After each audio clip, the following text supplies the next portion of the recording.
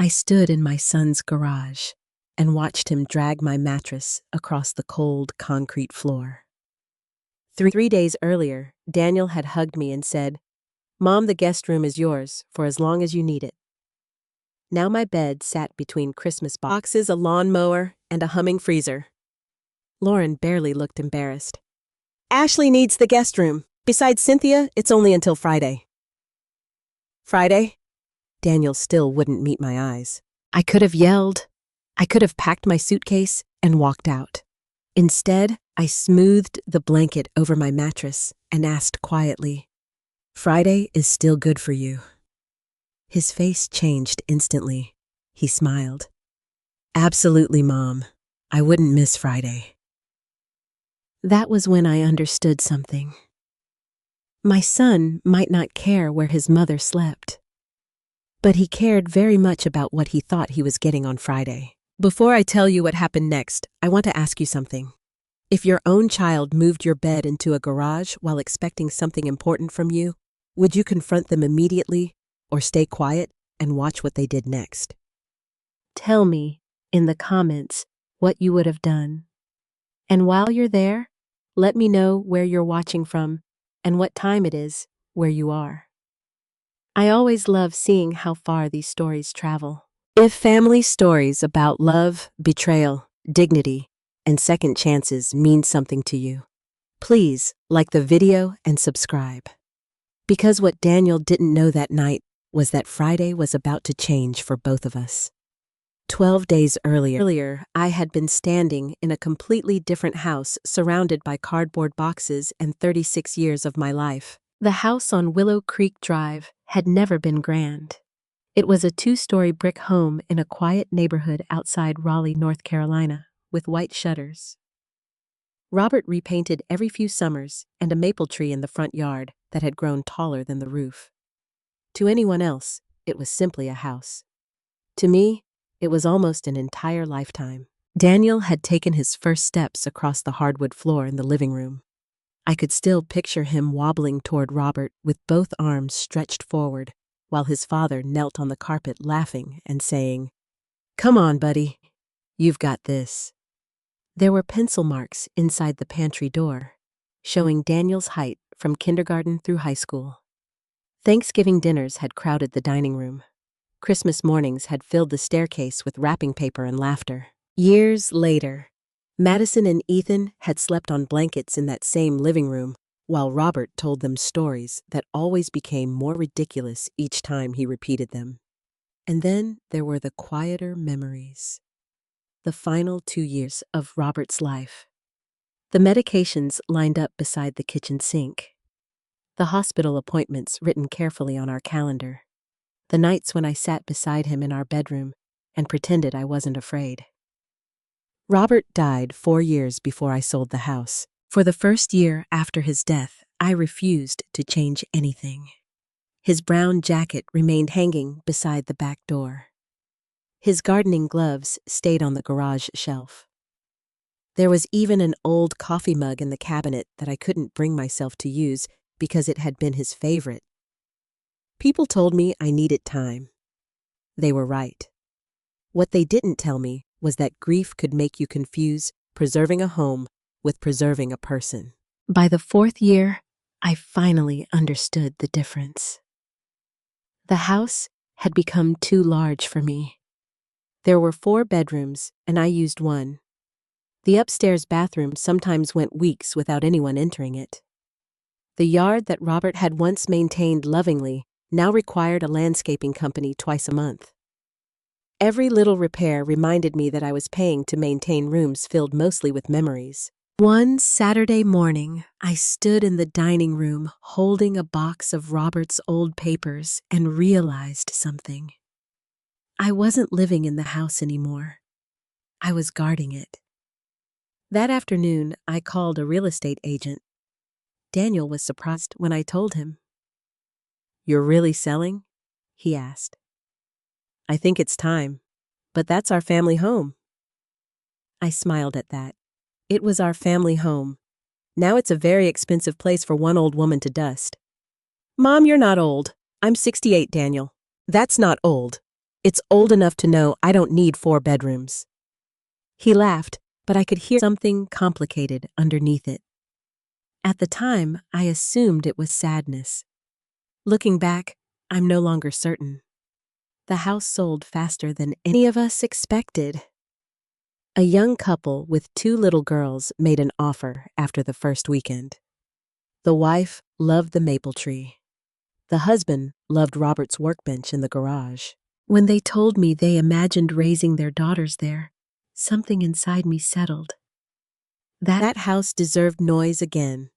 It deserved bicycles in the driveway and cereal bowls on the table and children arguing about who got the bathroom first.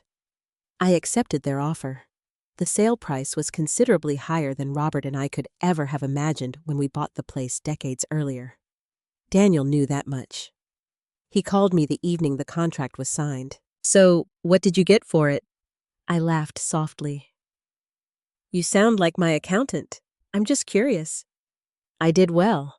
How well enough for my next chapter."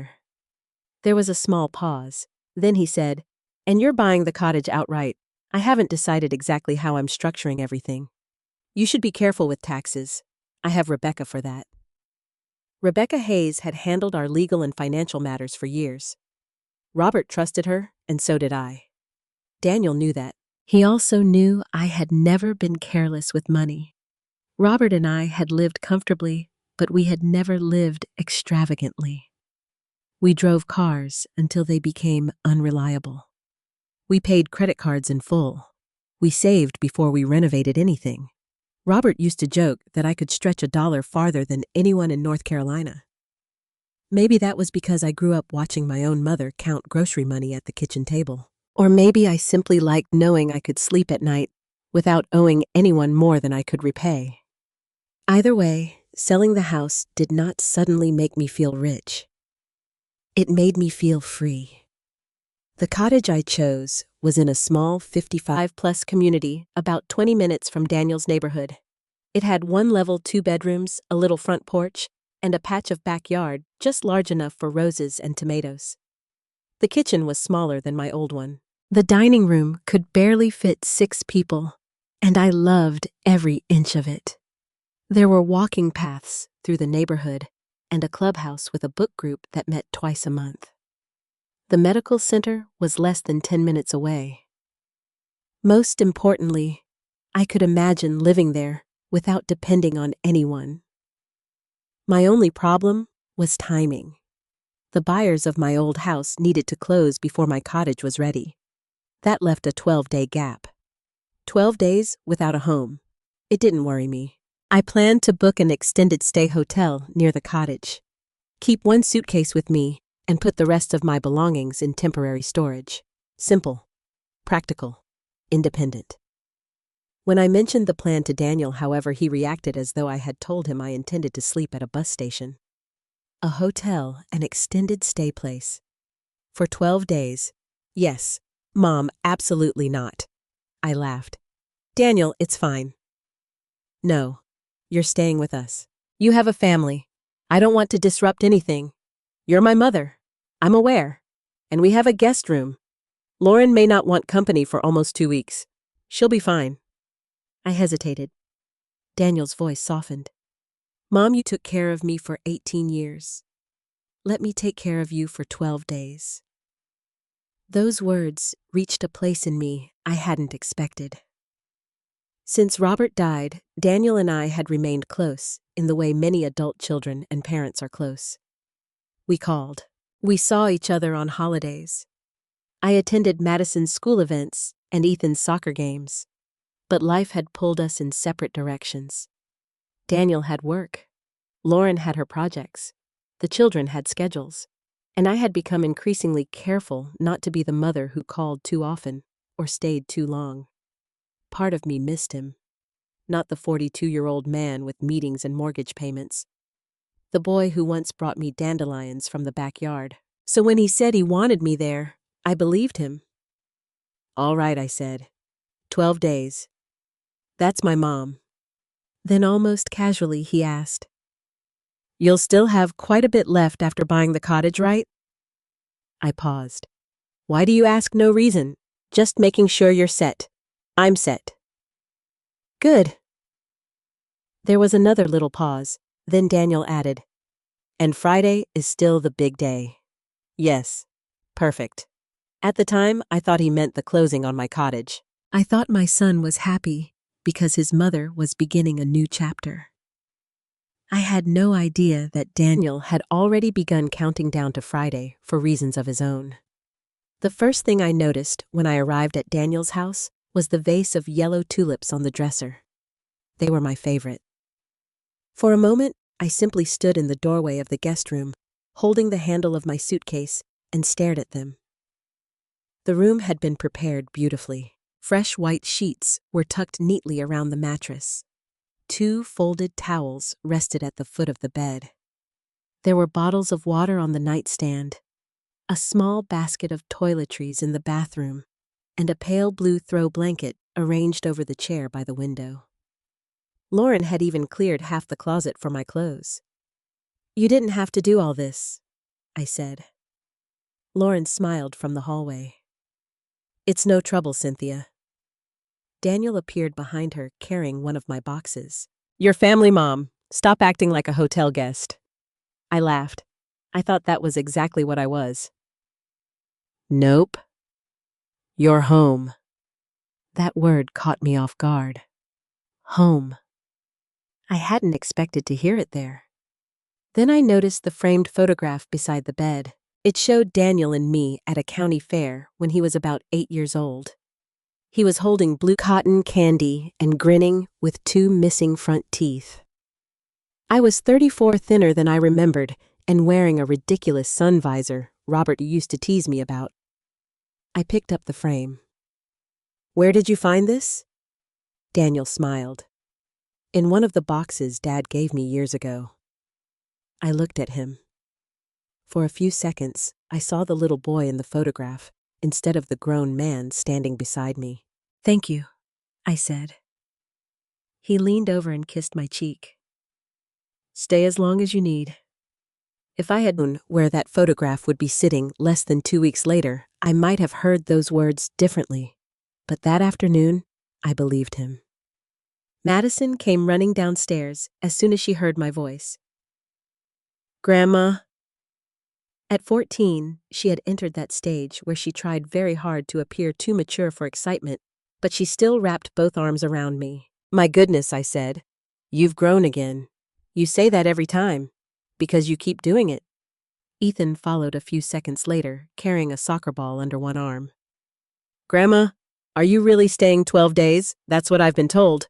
Can you make pancakes tomorrow? Lauren laughed. She's been here 30 seconds. I can make pancakes, I said, with chocolate chips. Your grandmother is not running a restaurant, Lauren said. Ethan looked disappointed. I lowered my voice dramatically. Chocolate chips can probably be arranged. He grinned. That evening felt almost like the family dinners we used to have years earlier. Daniel grilled chicken outside. Lauren made a salad. Madison complained about a history assignment. Ethan spent 10 minutes describing a soccer goal he had almost made as though he were reporting from the World Cup. I watched all of them and felt something inside me loosen. Maybe this temporary stay had come at exactly the right time. After Robert died, I had become good at being alone. Too good, perhaps. I knew how to eat dinner without conversation. I knew how to spend Sunday mornings in a quiet house. I knew how to fill evenings with books and television and phone calls that ended before anyone could think I was lonely. But that night, sitting at Daniel's table while Ethan argued that ketchup should count as a vegetable, I realized how much I had missed ordinary family noise. The next morning, I made pancakes. Not just ordinary pancakes, chocolate chip pancakes. Lauren walked into the kitchen wearing workout clothes and stared at the plate. You're going to spoil them. That is one of the legal privileges of being a grandmother. Madison laughed. Ethan hugged me around the waist. For the first 2 days, everything continued that way. I helped Madison review vocabulary for an English test. I picked Ethan up from soccer practice with Daniel. One evening, I told the children a story about the time Robert accidentally locked himself outside during a thunderstorm, wearing nothing but his bathrobe and slippers. Daniel laughed harder than anyone. I forgot about that. I wish I could forget it, I said.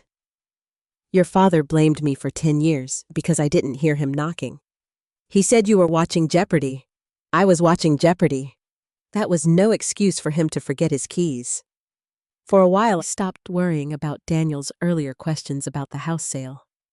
Then little by little, the questions returned. Lauren asked first.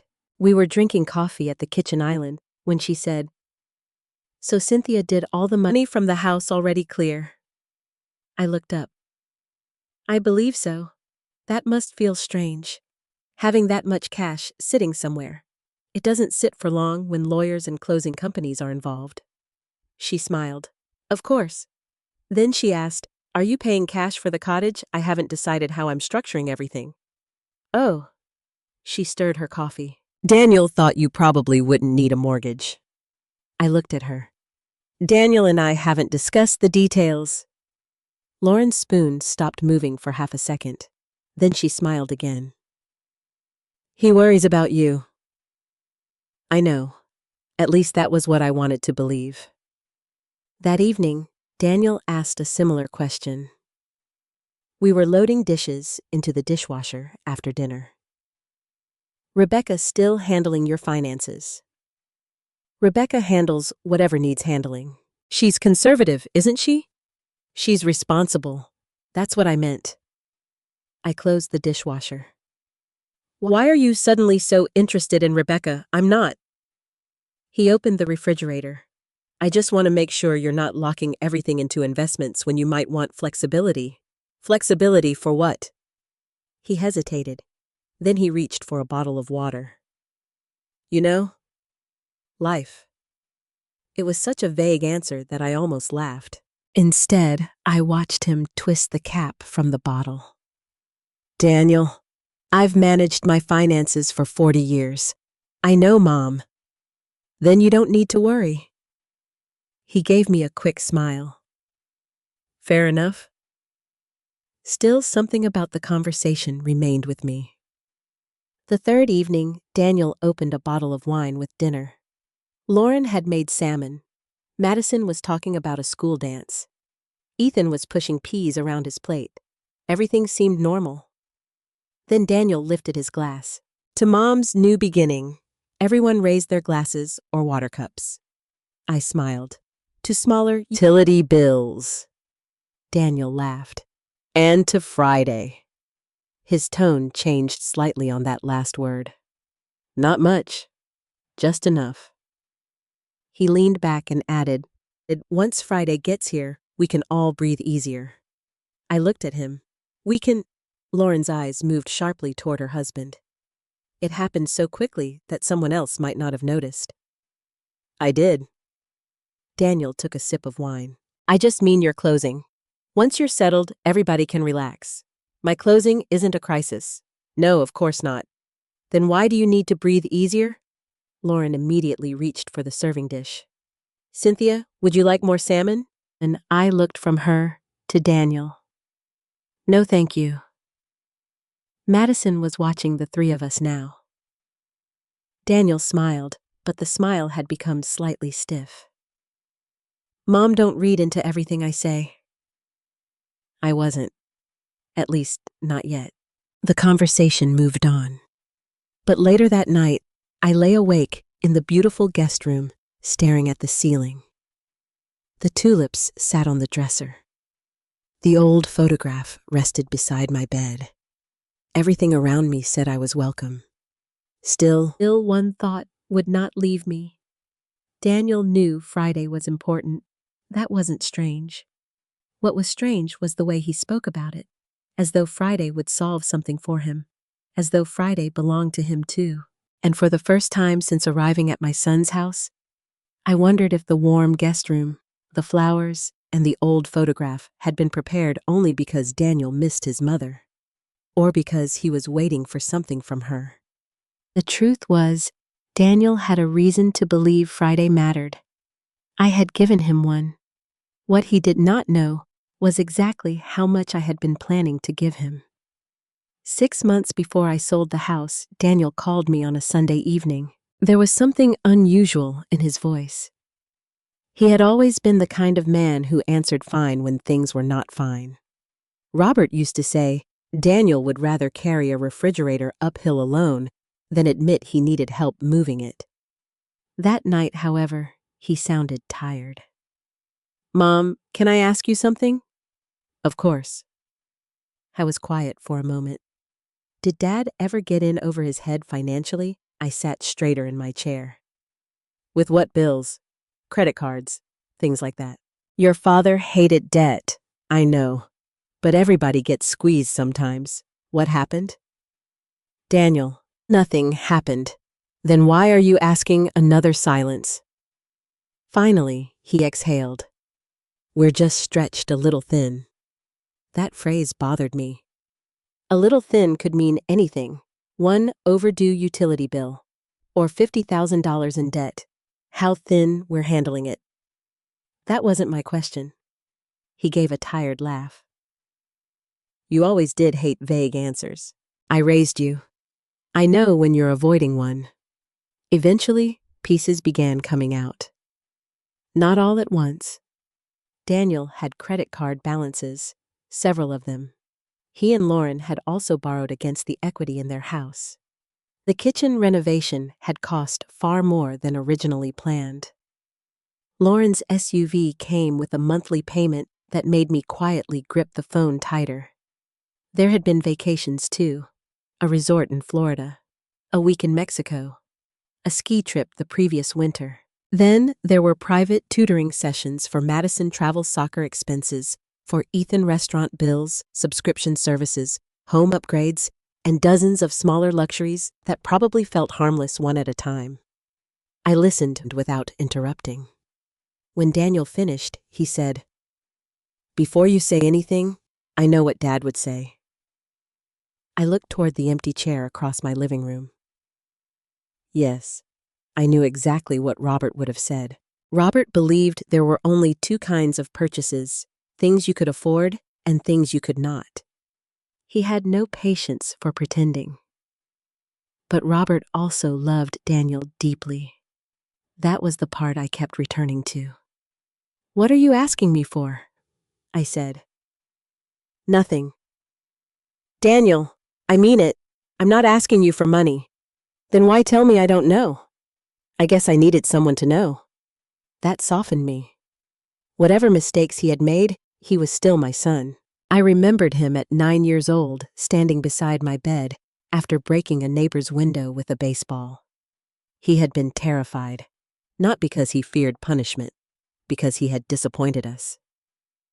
Maybe some part of that boy was still there. So I said, "Debt can be fixed, but only if you stop digging." "We are." "Are you?" "Yes." I wanted to believe him. Over the next few months, however, I began noticing things that did not fit the picture of a family making serious financial changes. Lauren posted photographs from expensive restaurants. Daniel bought a new set of golf clubs. Their kitchen renovation expanded from new cabinets into new countertops, custom lighting, and imported tile. Once, when I visited, 2 large boxes from a designer furniture company were sitting on the porch. I said nothing. It was not my house. It was not my marriage. And they were adults. Still, I worried. Then came the decision to sell my house. When the sale price exceeded what I had expected, an idea began forming. I could help Daniel. Not forever. Not by covering every mistake he would ever make. But once. A reset.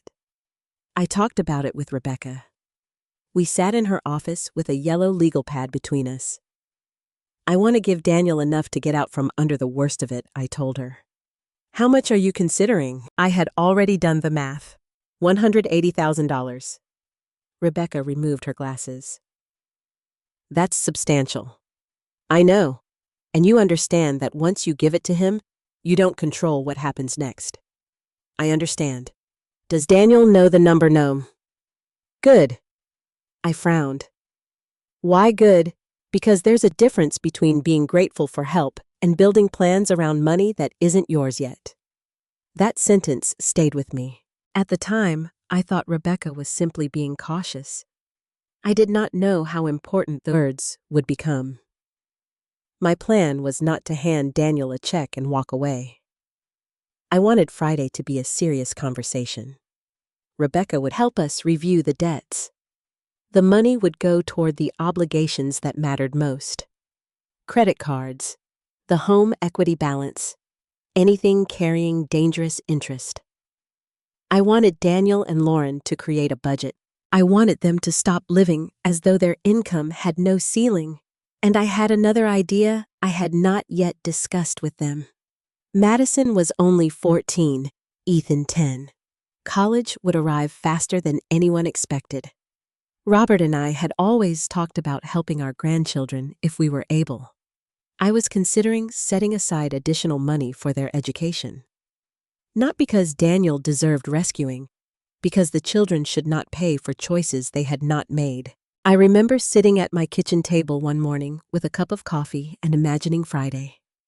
Daniel would finally hear the amount.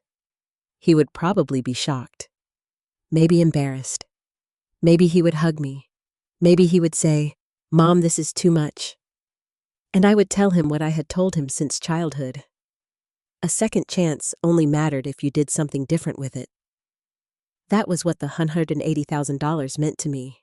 Not a reward, not an inheritance, a second chance. I never imagined Daniel might already be treating it like money he owned. A few days after I moved into his guest room, I called Rebecca from the kitchen. Everyone else seemed busy. Daniel was working in his home office. The children were at school. Lauren had told me she was upstairs answering emails. "I just want to confirm Friday," I said quietly. 11 o'clock, Rebecca replied. "And everything is ready." "Almost. I still need your final authorization before anything happens." "You'll have it." Rebecca paused. "Cynthia, I want to ask you again. Are you comfortable with the amount?" "Yes." "You don't sound completely certain. It isn't the money." "What is it?" I looked toward the hallway. Daniel has been asking questions. "What kind of questions about the house sale? My accounts? Whether the cottage is paid for?" Rebecca was quiet for a moment. "Has he asked you directly for anything? No. Then don't assume the worst. I'm trying not to. But don't ignore your instincts either." That was Rebecca. She never told me what I wanted to hear, simply because I wanted to hear it. "I'll see you Friday," I said. 11 o'clock. I ended the call. Then I turned around. Lauren was standing near the kitchen doorway. I hadn't heard her come downstairs. She was holding her phone in one hand. Her expression was pleasant, but something about the way she was looking at me made my skin prickle. "Was that Rebecca?" she asked. "Yes." The attorney handling. Friday I froze. For just a second. Then I placed my phone on the counter. What makes you say that Lauren's smile became a little too quick? "Oh, Daniel mentioned there were some financial things happening Friday. Did he probably assumed I knew." I studied her face. Lauren reached into the refrigerator and took out a bottle of sparkling water as though the conversation meant nothing. But it meant something to me. I had never told Lauren that Rebecca was involved. In fact, I had never told Daniel exactly what Friday's meeting was for. I had only said I was considering helping the family after my house sale, and that Rebecca and I would finalize some decisions before my cottage closing. Yet somehow, Lauren was waiting for Friday too. That afternoon, sitting alone in the guest room beside the yellow tulips, I began to wonder how many conversations about my money had taken place when I wasn't in the room. And for the first time, the $180,000 I had planned as an act of love began to feel less like a gift and more like something my son and his wife were already expecting. The next morning, Lauren announced that her sister was coming to stay.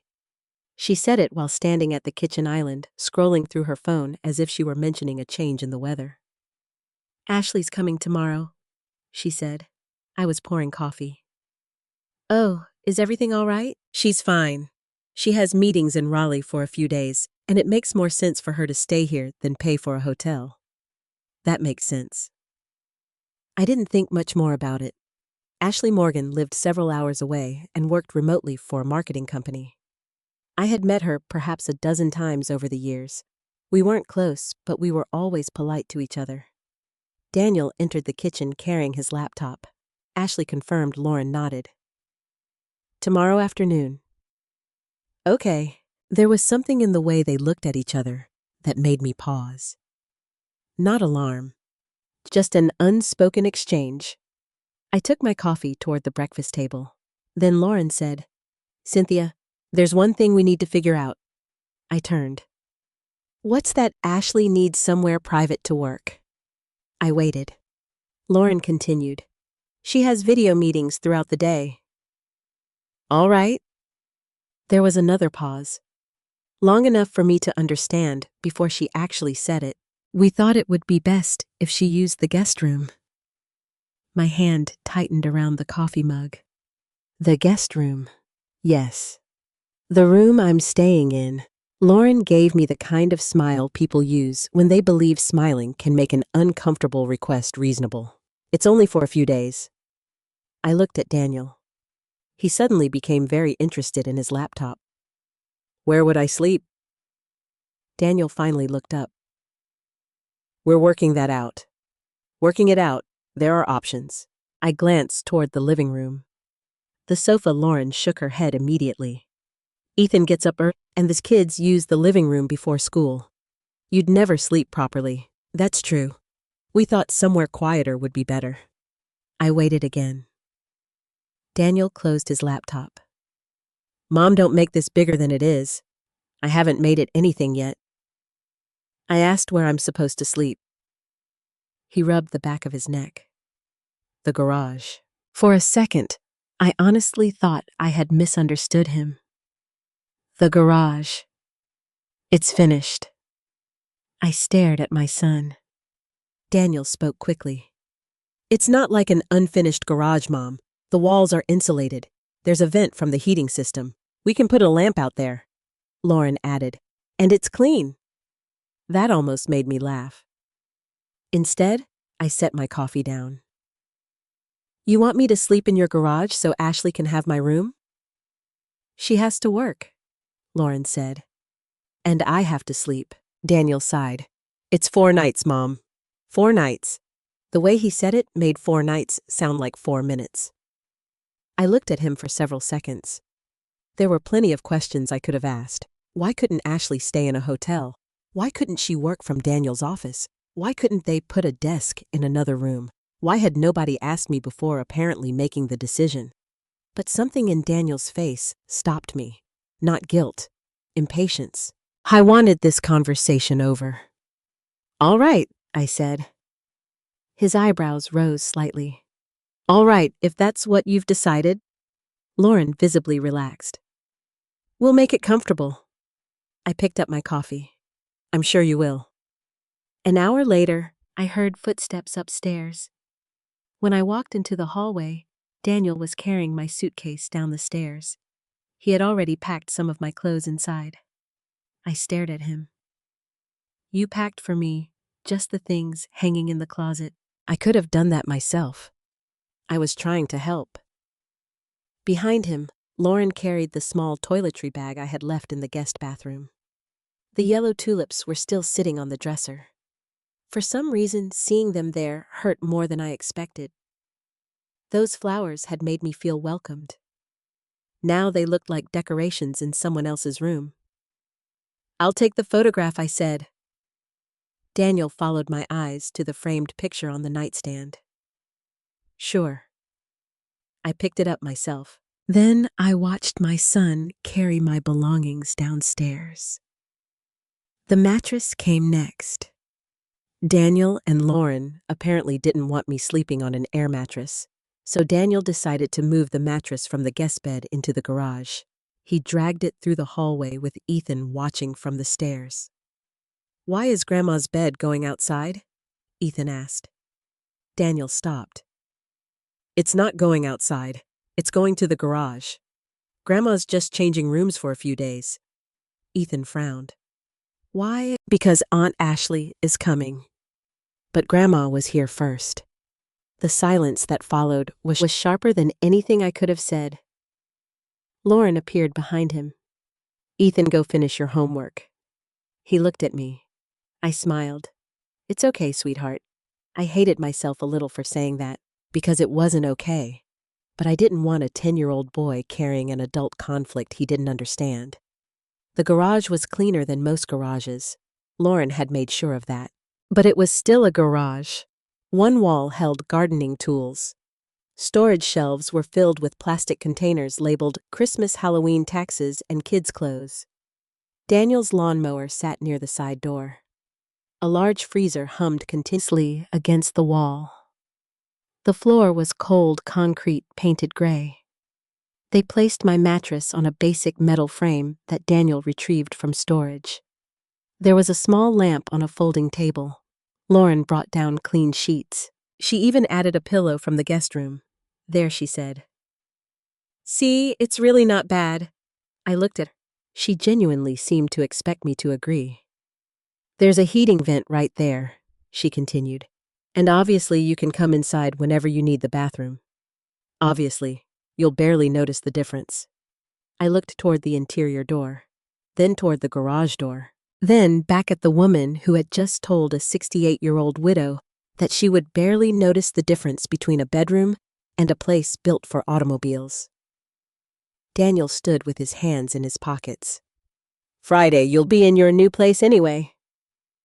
There it was again. Friday. Before I could respond, a car pulled into the driveway. Ashley had arrived earlier than expected. Lauren hurried outside. A few minutes later, Ashley entered pulling 2 expensive rolling suitcases behind her. She wore a tailored coat and carried a laptop bag. Cynthia, she said brightly, I didn't know you were staying here too. Temporarily.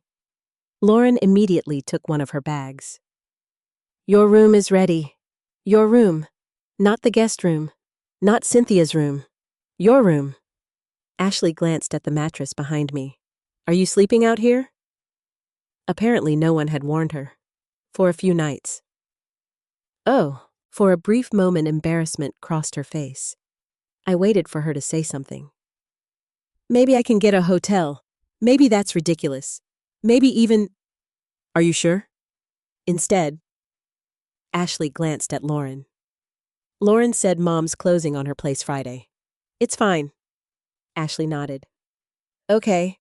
Well, thank you, Cynthia. Then she followed Lauren upstairs. I stood in the garage listening to their footsteps disappear above me. That night, the temperature outside dropped. The vent did produce warm air, but not enough to stop the concrete beneath me from radiating cold. The freezer hummed. The pipes clicked inside the walls. Every time the heating system started, a soft vibration traveled through the mattress frame. I lay there staring at the ceiling. Then an old memory came back to me. Daniel was 6 years old. A thunderstorm had rolled through Raleigh. After midnight, shaking the windows so hard, he ran into our bedroom crying. Robert had moved over. I lifted the blanket. Daniel climbed between us and held my arm until he fell asleep. For years afterward, I teased him about how much space such a little boy could take up in a bed. That night in the garage, I remembered how I had never once resented making room for him. Not when he was frightened. Not when he was sick. Not when he came home from college with bags of laundry. Not when he needed money for his first apartment. Not when he needed help after becoming a father himself. There had always been room. Now my son owned a large house with several thousand square feet, and somehow there wasn't room for me. I turned onto my side. Above me, I could faintly hear Ashley walking across the guest room floor. My former guest room. I thought about Friday, about Rebecca, about the money Daniel did not yet know was $180,000. Then I understood why Daniel had been willing to risk humiliating me. He did not believe he was risking anything. I thought the gift was already his. He thought Friday was guaranteed. And because of that, he believed I would tolerate almost anything until then. I pulled the blanket around my shoulders and closed my eyes. Daniel thought my silence meant I had accepted my place in his garage. He was wrong. I was only beginning to understand the place he had assigned me in his life. And once I understood it completely, Friday was going to look very different. The morning after my first night in the garage, I woke before anyone else.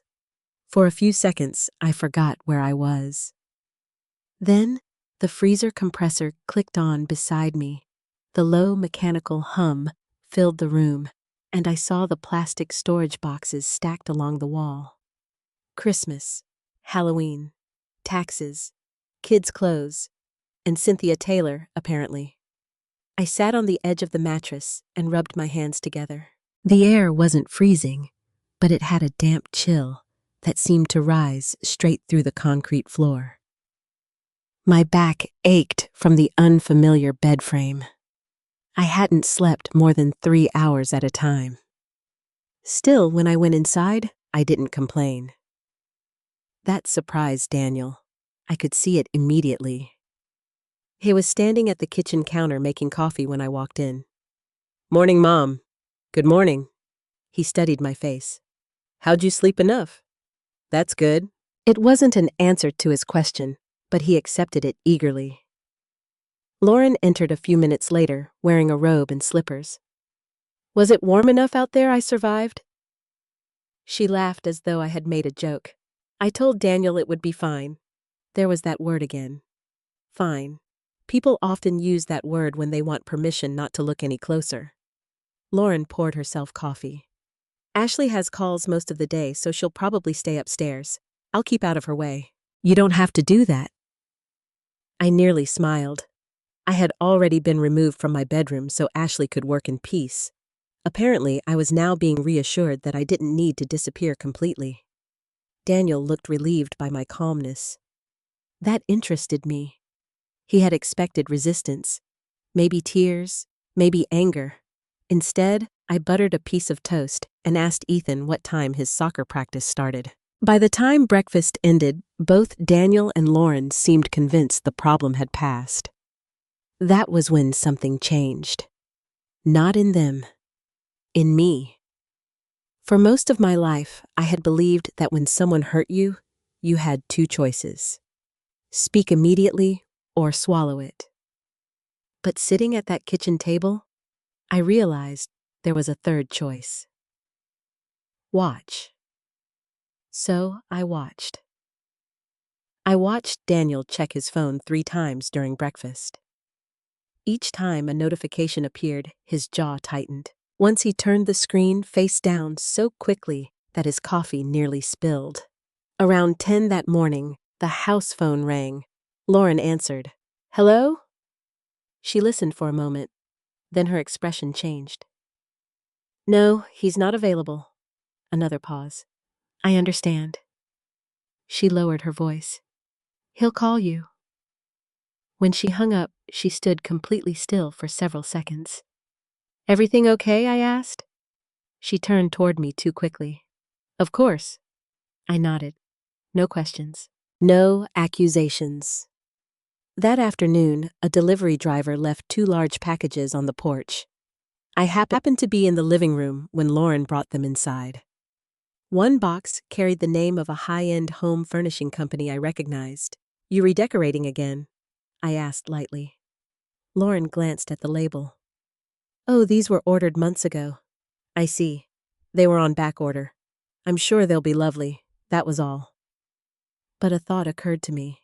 When Robert and I had been short on money, we stopped buying things. We didn't keep ordering expensive furniture while waiting for someone else to solve the shortage. Maybe Daniel and Lauren had a different definition of being stretched thin. Over the next 2 days, my silence seemed to make them progressively more comfortable. Daniel stopped asking whether the garage was okay. Lauren stopped apologizing for Ashley having my room. At breakfast, I became almost invisible whenever they discussed bills. Not because they deliberately included me, because they no longer seemed to remember I was listening. One afternoon, Daniel stepped into the hallway to answer his phone. I was sitting at the dining table helping Ethan organize a school project. Daniel thought I couldn't hear him. "I know," he said quietly. A pause. "Friday." Another pause. I said Friday. His tone sharpened. "You'll have something then." When he returned to the room, he saw me looking at Ethan's poster board. He hesitated. I said nothing. That evening, I noticed Lauren scrolling through vacation photographs on her tablet while complaining that grocery prices had become outrageous. I almost heard Robert's voice inside my head. "Cynthia, people tell you what matters to them by what they're willing to stop paying for." Robert had been like that. When money was tight, golf disappeared first. Restaurants disappeared second. Vacations disappeared third. The mortgage never disappeared. The savings contribution rarely did either. I had spent years thinking Daniel had learned those lessons simply because he had watched us live them. Perhaps children do not always inherit values just because they witness them. Sometimes they remember the comfort and forget what created it. The clearest sign came the following afternoon. I had gone into the kitchen to make tea. Nobody else was there. On the center island sat a yellow legal pad. Normally, I would never read someone else's private notes, but this was not hidden inside a drawer. It was lying open beside a calculator, and the writing was large enough to see without touching it. Visa 18400 MasterCard 11700, Home Equity 62,000, Auto 27800, Contractor 14500. I stopped breathing for a moment. The numbers were worse than Daniel had admitted. Much worse. My eyes moved farther down the page. There were smaller notes besides several amounts. MN, call Thurs, pay after Farai. Then, near them, one line had been circled twice. M, Friday. Just that. One letter. One day. I stared at it. M, Mom. Me. I didn't need Daniel to explain it. I didn't need Lauren to confirm it. They had made a financial plan, and somewhere inside that plan, I had become a line item. Not Cynthia, not Mom, not Grandma. M. Friday. I felt something cold move through me that had nothing to do with the garage. For months, I had imagined giving Daniel $180,000 and watching the tension leave his face. I had imagined relief, gratitude, a second chance. But Daniel and Lauren had moved ahead of me. They were already deciding which bills my money would pay before they even knew how much I intended to give. I heard footsteps upstairs. For one brief second, I considered taking the legal pad, or photographing it, or leaving it exactly where it was, but confronting Daniel the moment he came downstairs. Instead, I stepped away. I made my tea. Then I sat at the kitchen table and opened a book. Lauren entered several minutes later. She saw the legal pad. Then she saw me. Her eyes narrowed slightly. "Did you need something, just tea?" She walked to the island and casually closed the pad. I turned a page. For the first time in days, she looked uncertain. "Everything okay, Cynthia?" I looked up and smiled. "Everything's fine." The same word she had used with me. Her shoulders relaxed. She took the legal pad upstairs. I waited until she disappeared before lowering my book. That was the moment I understood the value of my silence. If I had screamed when they moved me into the garage, Daniel would have become defensive. Lauren would have become careful. They might have hidden the bills, lowered their voices, changed their behavior. Instead, because I had said almost nothing, they assumed I had accepted everything. And people become careless when they think you have accepted your place. That night, I lay on the garage mattress, listening to the freezer hum. I no longer felt merely humiliated. I felt alert. For the first time, I stopped asking myself why my son had put me in the garage. A more important question had replaced it. Exactly what had Daniel and Lauren already decided to do with my money, and how much more would they reveal before Friday arrived? I pulled the blanket higher over my shoulders. Sometimes silence is surrender, but not always. Sometimes silence is simply what happens when you stop defending yourself long enough to let other people reveal exactly who they are. And Daniel and Lauren were becoming more careless with every passing hour. That night, the freezer woke me at 1:43 in the morning. I knew the exact time because I had started keeping my phone on the folding table beside the mattress close enough to reach without getting up. The garage was dark except for the small amber light over the workbench. For a moment, I lay still beneath the blanket. The house above me was quiet. Then I heard voices, not loud, muffled, coming from the kitchen on the other side of the interior door. At first, I assumed Daniel had gotten up for water. Then I heard Lauren. "You keep saying Friday like it fixes everything." I stopped moving. There was a pause. Daniel answered quietly. "It fixes enough." I stared at the ceiling. My first instinct was to pull the blanket higher and pretend I hadn't heard anything. That was what the old version of me might have done. Not because I was weak, because I had spent most of my life believing privacy deserved respect, even when other people weren't respecting me. Then, Lauren said something that made every muscle in my body tighten. "What if Cynthia doesn't give us as much as you think?"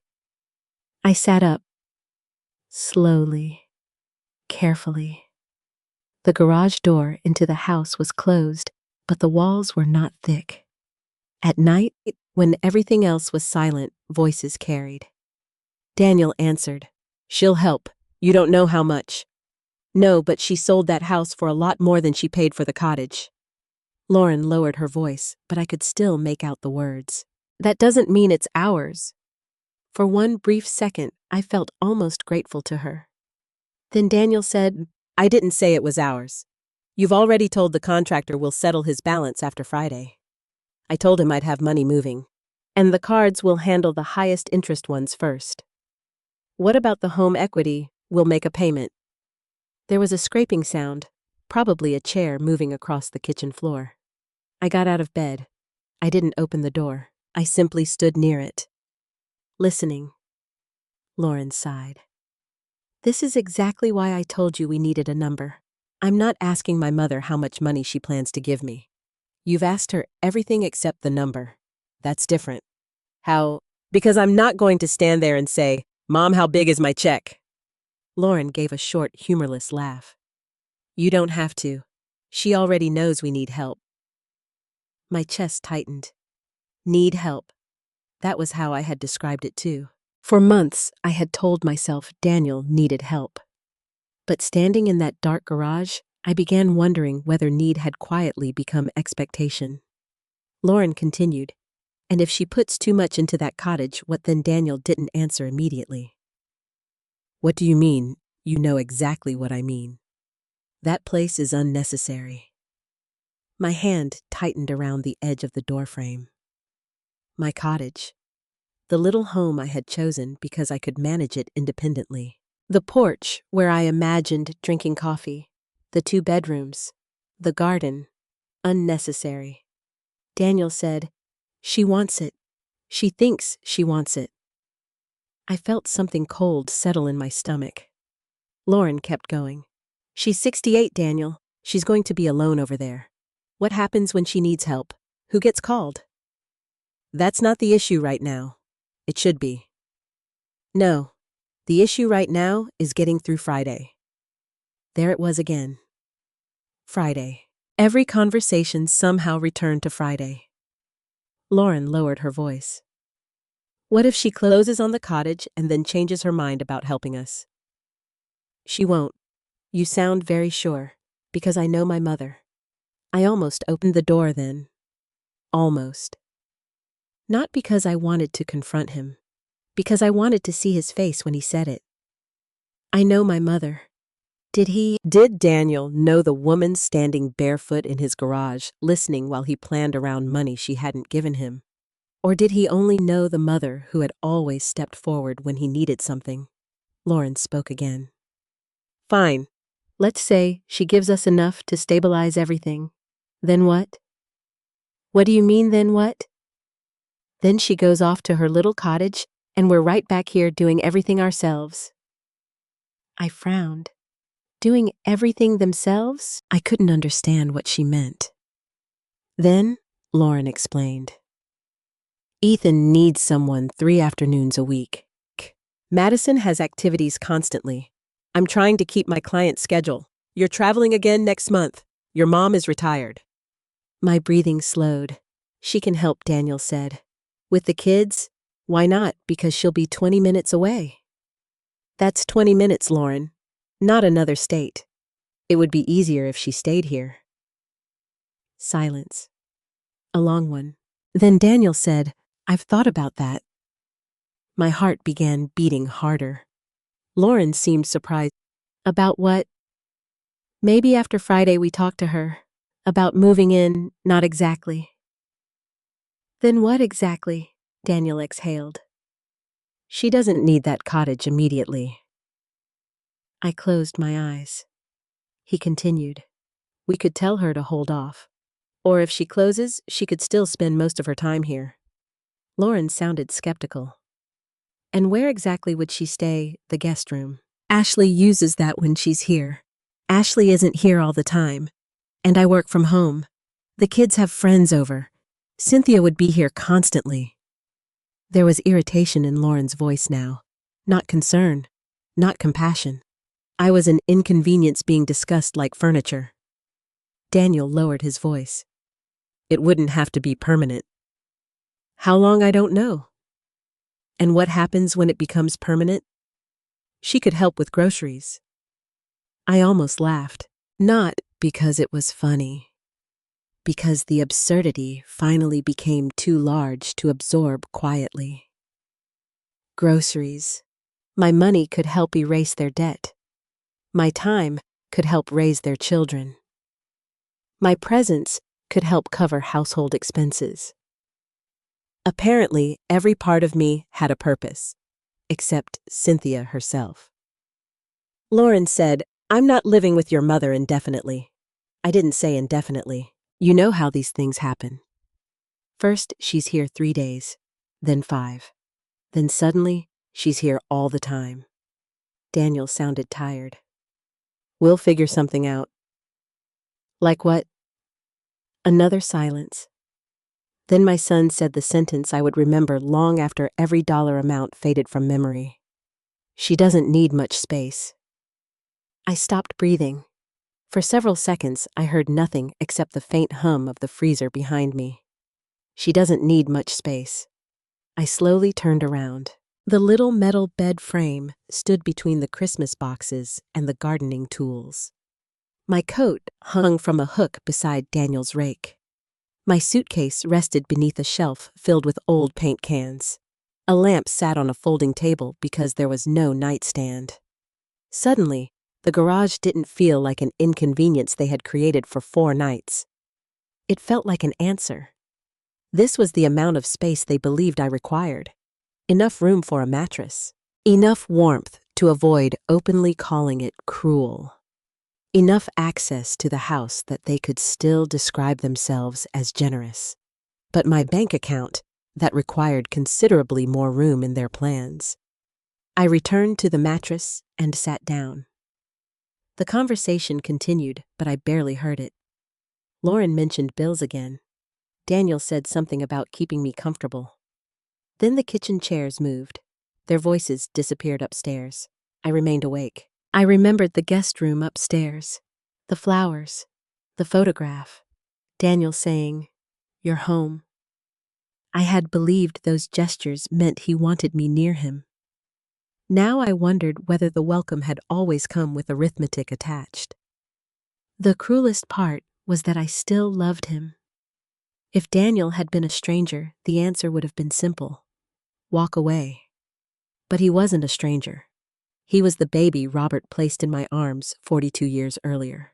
I was the boy whose fever I checked every hour one frightening winter night. He was the teenager I waited up for after prom.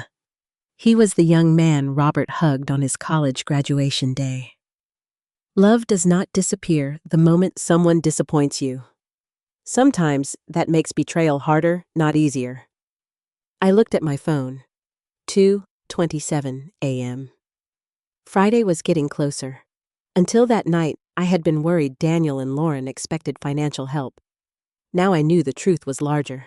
They had already started imagining a future where my money reduced their debt, my time reduced their responsibilities, and my independence became negotiable. They wanted access to what I had, but they wanted control over how much of me came with it. I lay back down. For the first time since Daniel moved my bed into the garage, I didn't feel embarrassed. I felt clear. My son had said I didn't need much space. Maybe he was right about one thing. I didn't need much. I needed a safe home. I needed my independence. And I needed enough self-respect to stop confusing being useful to my family with being loved by them. By morning, I knew exactly who I needed to call. And at 8:15, I reached for my phone and dialed Rebecca Hayes. At 8:15 the next morning, I sat in my car at the far end of a grocery store parking lot and called Rebecca Hayes. I had left Daniel's house under the excuse that I needed coffee and a few things for the cottage. That part was technically true. What I really needed was privacy. Rebecca answered on the second ring. "Cynthia, do you have a minute for you always?" Her voice was calm, familiar. For several seconds, I couldn't speak. That surprised me. I had spent the entire night arranging sentences in my head, but now that someone I trusted was listening, all the words seemed too heavy to lift. "Something happened," I finally said. Rebecca waited. She had always been good at that. Not filling silence just because silence made other people uncomfortable. I told her about Ashley, the guest room, the mattress in the garage. Rebecca interrupted only once. "He put your bed where the garage?" "Daniel did, yes." Another silence. Then she said carefully, "Go on." So I did. I told her about the yellow legal pad, the debts, the line that read M. Friday. Then I told her about the conversation I had overheard the night before. Every part of it. Lauren worrying that I would spend too much on my cottage. Daniel saying they could convince me not to move. The childcare, the groceries, the idea that I might contribute to household expenses. And finally, I repeated the sentence that had followed me into the morning. "She doesn't need much space." Rebecca exhaled slowly. I looked through the windshield at people pushing shopping carts toward their cars. Ordinary people on an ordinary morning. For some reason, seeing them made my situation feel even stranger. I said, "Maybe I'm overreacting." "You're not. I was listening to a private conversation. That does not erase what was said. I know." "Do you—" I closed my eyes. That question hurt. Not because Rebecca was being cruel. Because part of me was still trying to protect Daniel from the truth I had already heard. "I keep thinking about when he was little," I said. Rebecca didn't respond immediately, so I kept talking. When Daniel was 8, he broke his arm falling out of a tree. He tried so hard not to cry because Robert was there. The second Robert left the emergency room to make a phone call. Daniel grabbed my hand and sobbed. My throat tightened. I can still feel his fingers around mine. "That boy was your son," Rebecca said gently. "He still is." "Yes, I don't know how to separate them." "Separate who?" "The child I raised from the man who just put his mother in a garage." Rebecca was quiet again. I looked down at my wedding ring. I still wore it on my left hand. Robert had been gone 4 years, but removing it had never felt necessary. "I keep thinking about Robert too," I said. "What about him? Would he give Daniel the money?" Rebecca sighed softly. "I can't answer for Robert. I know, but I can tell you something he once said to me." I sat straighter. "What?" Years ago, when we were updating your estate documents, he said he wanted Daniel protected from bad luck, but not protected from every bad decision. My eyes filled instantly. My eyes filled instantly. That sounded exactly like Robert. He had loved Daniel without making excuses for him. There was a difference I had somehow blurred after losing my husband. Maybe because Daniel was the last person alive who belonged to both Robert and me. Losing closeness with Daniel sometimes felt dangerously similar to losing another piece of Robert. Rebecca seemed to understand my silence. Then she asked the question that changed everything. Cynthia, if Daniel were not your son, would you give someone $180,000 after hearing what you heard? I stared across the parking lot. A woman was helping an elderly man load groceries into his trunk. He handed her a bag. She smiled. Such a simple exchange, respect moving in both directions. Rebecca repeated nothing. She didn't have to. If Daniel were not my son, if he were a neighbor, a business partner, a friend, would I hand him $180,000 after watching him spend beyond his means, after discovering he had already assigned my money to his bills, after hearing him discuss my house, my time, and my independence, as though all three were resources available for negotiation? No. The answer was immediate. No, I whispered. Rebecca heard me. All right, I wiped my cheek. I feel terrible saying that. Why? Because mothers are supposed to help their children. Help them do what? I frowned. What do you mean? Are you helping Daniel become financially responsible? Or helping him avoid becoming financially responsible? I didn't answer. She continued. You wanted the $180,000 to be a reset. Yes. Does he seem to view it as a reset? No. What does he view it as?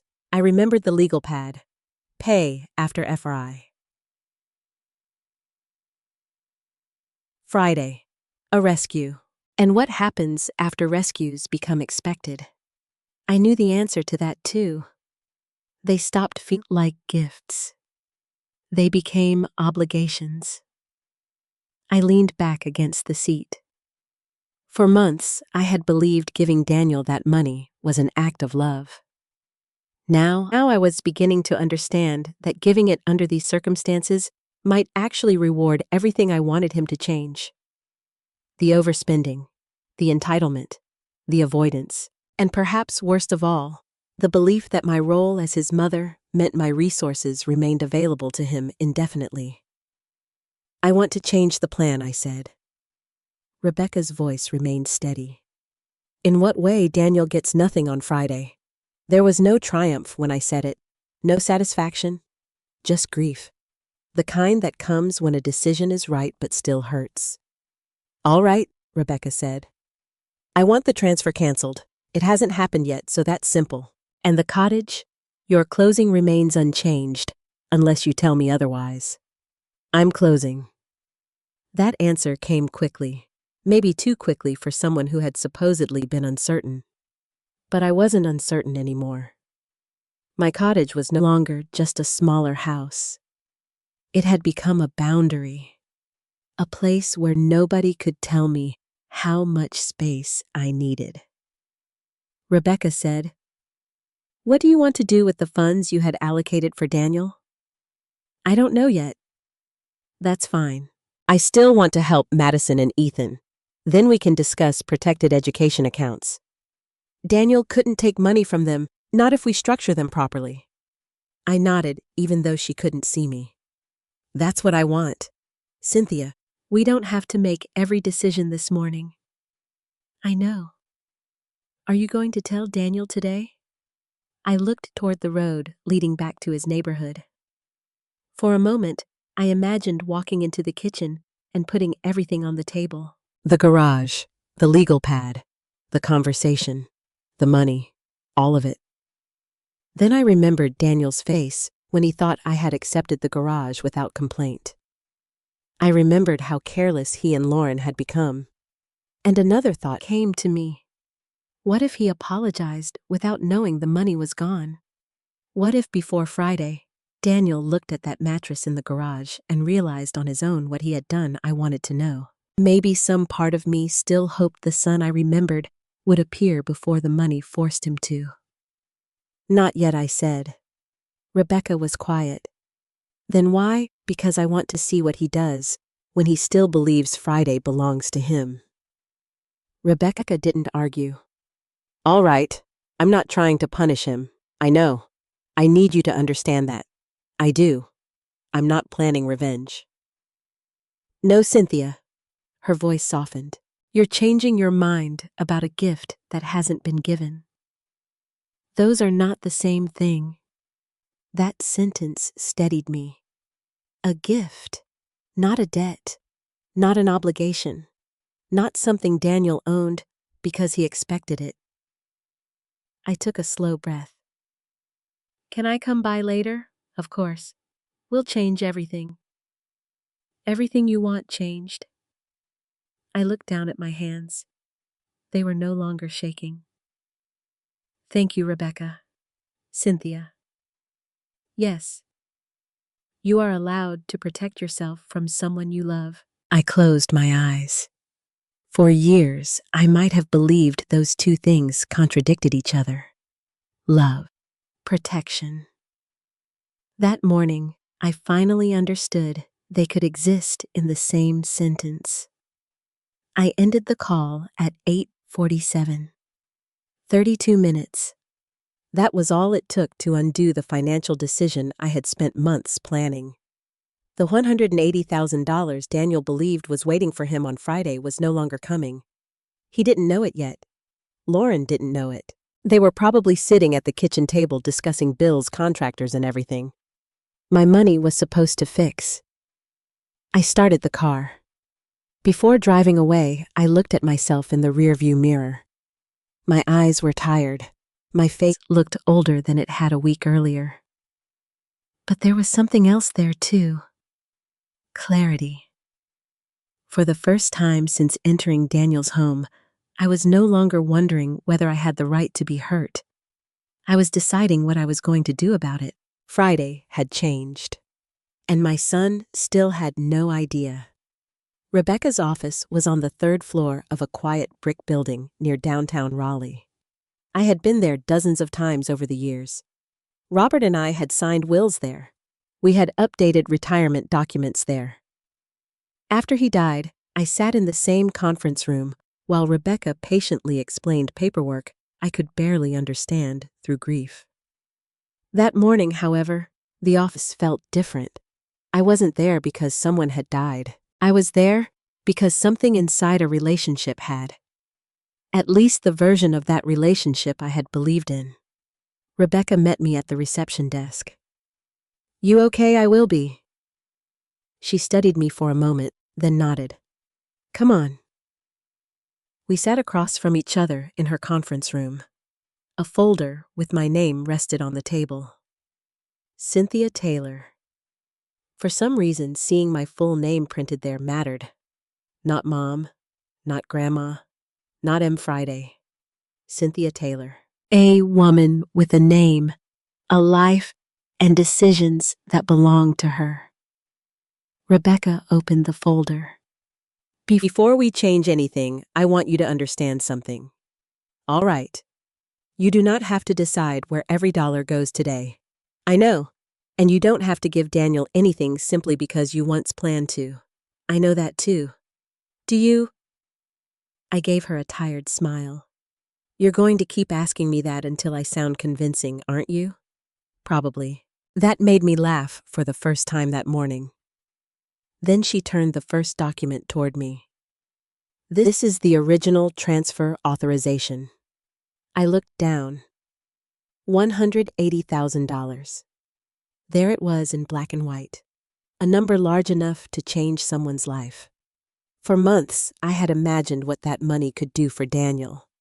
Now, I imagined what losing it might force him to do for himself. Rebecca tapped the page. If you sign the cancellation here, the transfer cannot proceed. I picked up the pen. My hand paused. Not because I wanted to give Daniel the money, because signing felt final. I saw him as a little boy again. That was the problem with motherhood. The past does not disappear just because the present disappoints you. Every version of your child remains inside the person sitting in front of you. The newborn, the toddler, the teenager, the adult. And sometimes you have to make a decision about the adult while your heart is still remembering the child.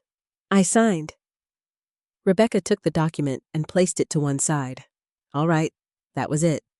The $180,000 was no longer Daniel's possibility. I expected to feel powerful. Instead, I felt sad. Rebecca seemed to understand. She didn't congratulate me. She simply moved to the next folder. Now she said, "Let's talk about you." That sentence almost startled me. Me, yes, Cynthia. You. She reviewed my retirement accounts, cash reserves, expected expenses insurance, and the cottage closing. I had always been careful, but seeing everything together reminded me of something important. I was 68. If I lived as long as my mother had, I could have another 25 years ahead of me. 25 years of property taxes, medical costs, repairs, transportation, food, insurance, life.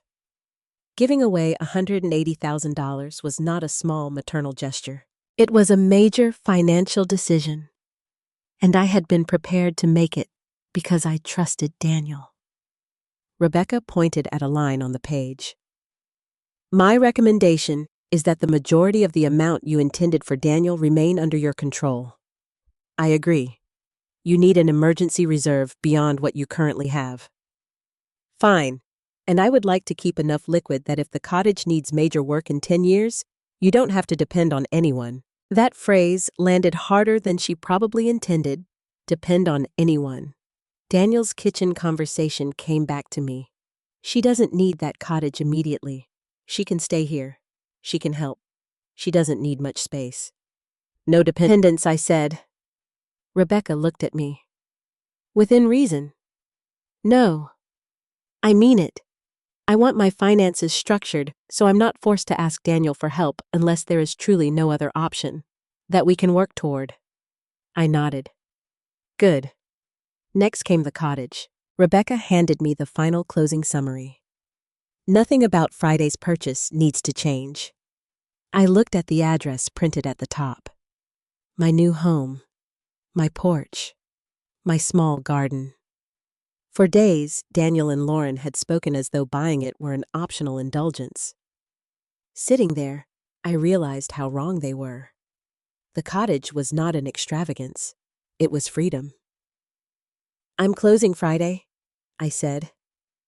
Rebecca smiled faintly. I thought you might say that, and I'm not postponing it. You shouldn't unless you want to. I don't. Then that's settled. We moved on. Madison and Ethan. That part was harder. I still want to help the children. Rebecca nodded. I expected you would, but I don't want Daniel and Lauren able to touch the money. There are several ways to do that. She explained the options carefully. Protected education accounts. Money designated for qualified educational expenses. Structures that would make it difficult for Daniel or Lauren to redirect funds toward their mortgage vehicles, credit cards, or renovations. I listened closely. So if Daniel gets into financial trouble again, he cannot simply withdraw those funds to solve it. And Lauren can't decide she needs a new car. No. Despite myself, I smiled. Rebecca raised an eyebrow. Was that a real concern? You'd be surprised.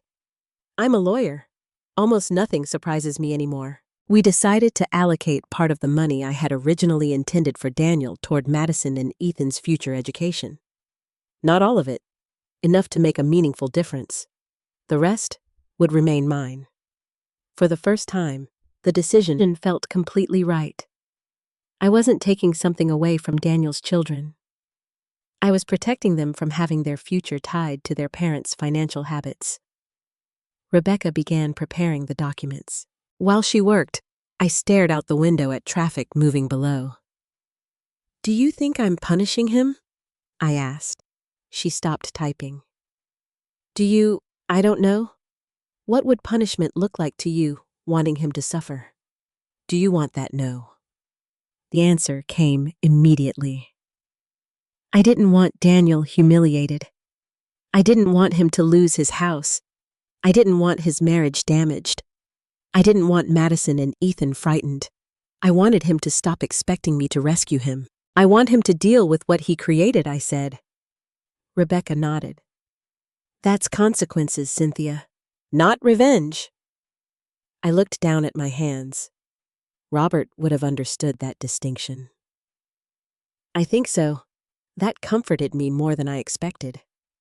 By noon, the new plan was clear. The $180,000 transfer to Daniel was gone. My cottage purchase remained intact. My retirement security would be strengthened. A portion of the money would go into protected education accounts for Madison and Ethan. Daniel and Lauren would have no authority to use those accounts for their household expenses. Rebecca gathered the paperwork into neat stacks. Do you want me to contact Daniel before Friday, Num?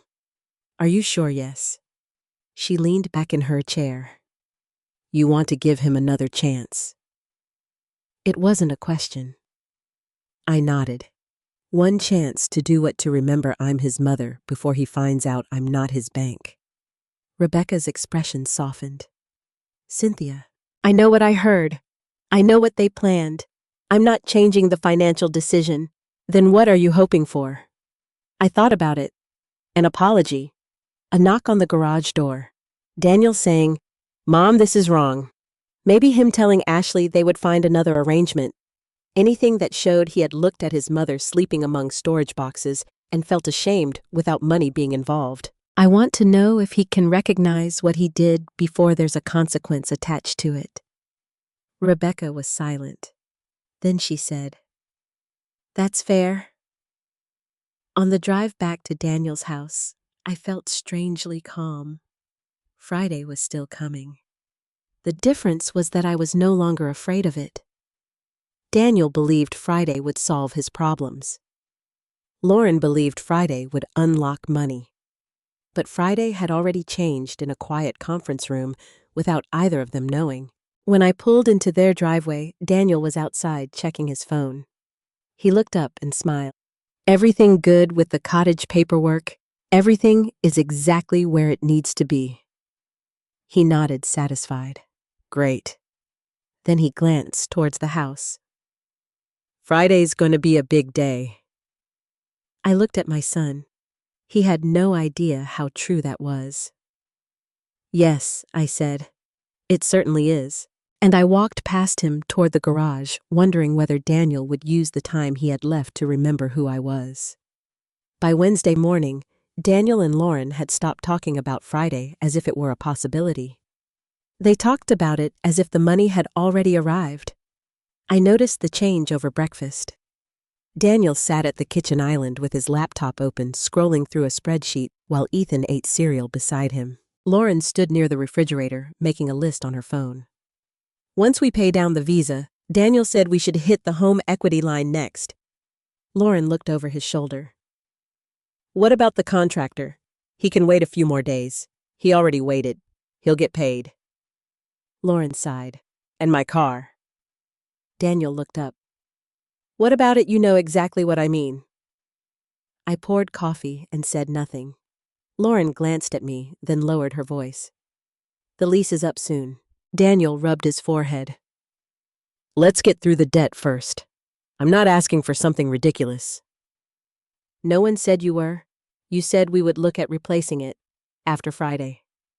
There it was, after Friday. The phrase had become a kind of magic spell in that house. Every uncomfortable problem was pushed behind it. Every overdue bill, every financial argument, every decision they did not want to face. Friday would fix it. And without ever saying the words directly, both of them had made me Friday. I carried my coffee to the breakfast table.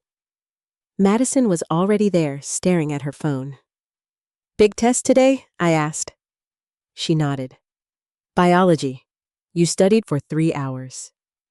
Then trust what you know. She gave me a small smile. Daniel closed his laptop. I should call Mark today. Who's Mark? I asked. The contractor. The kitchen contractor. Yes. I thought that project was finished, Lauren answered. Mostly. I looked around the kitchen. Custom cabinets, marble counters, a wine refrigerator built into the island, pendant lights that looked as though they belonged in a magazine. What's left? Backsplash work, Lauren said. And some trim. Daniel added, nothing major. Then why is he owed $14,500? Silence. The number slipped out before I could decide whether to say it. Daniel looked at me sharply. Lauren's face changed. I took a sip of coffee. Sorry, I said calmly. I must have seen it written somewhere. Daniel studied me.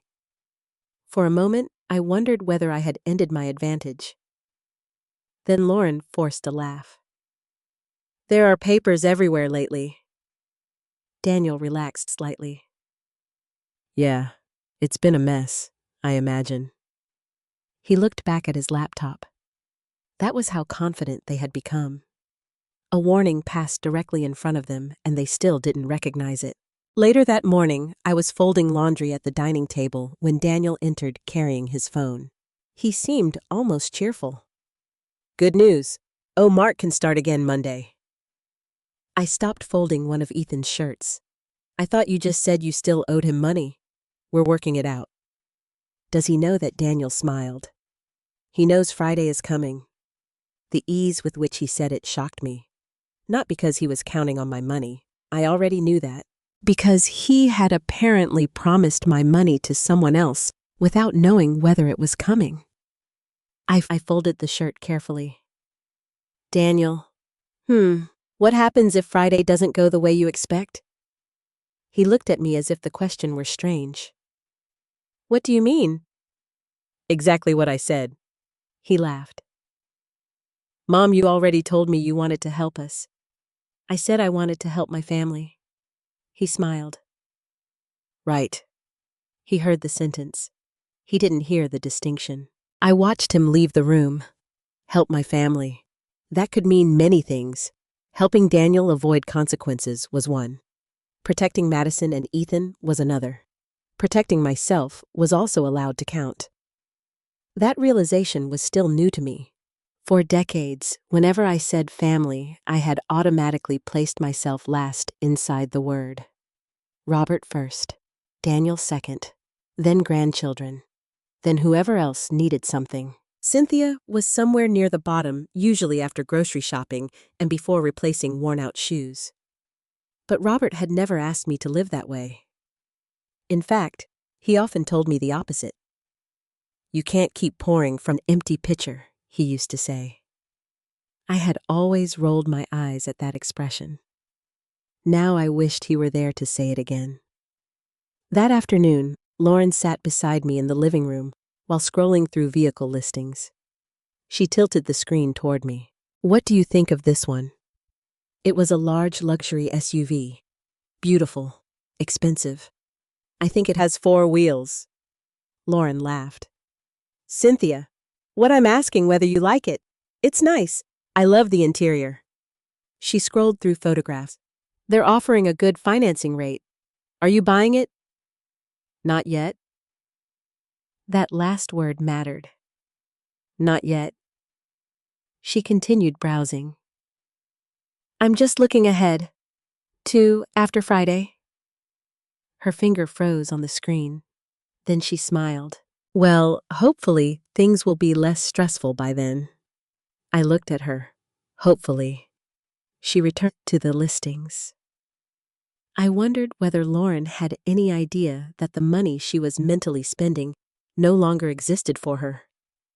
For a moment, I felt anger. A sharp, hot kind I had mostly avoided until then. I wanted to tell her. I wanted to watch her close the vehicle website. I wanted Daniel to call the contractor back and explain that Monday was no longer guaranteed. But I reminded myself why I had stayed quiet.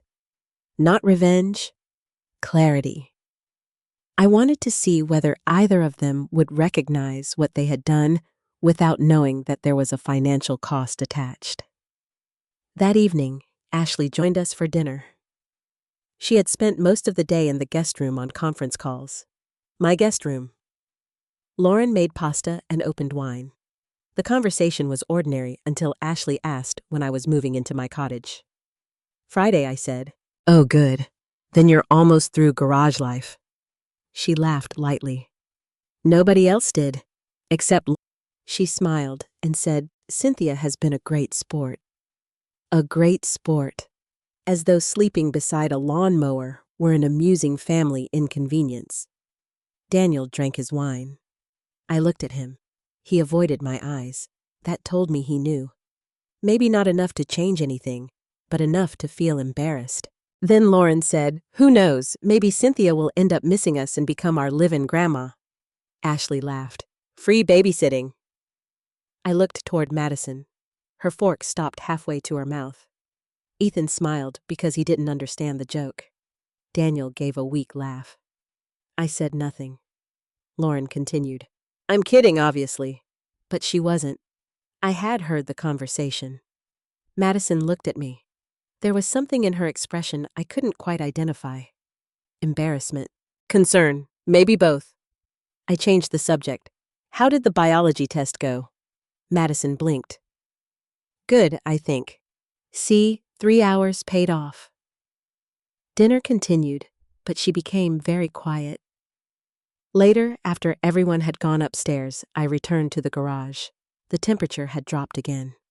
I changed into my pajamas, climbed into bed, and opened the novel I had barely managed to read all week. About 10 minutes later, the interior door opened. Madison stood there. She was holding something bulky in her arms. What are you doing awake?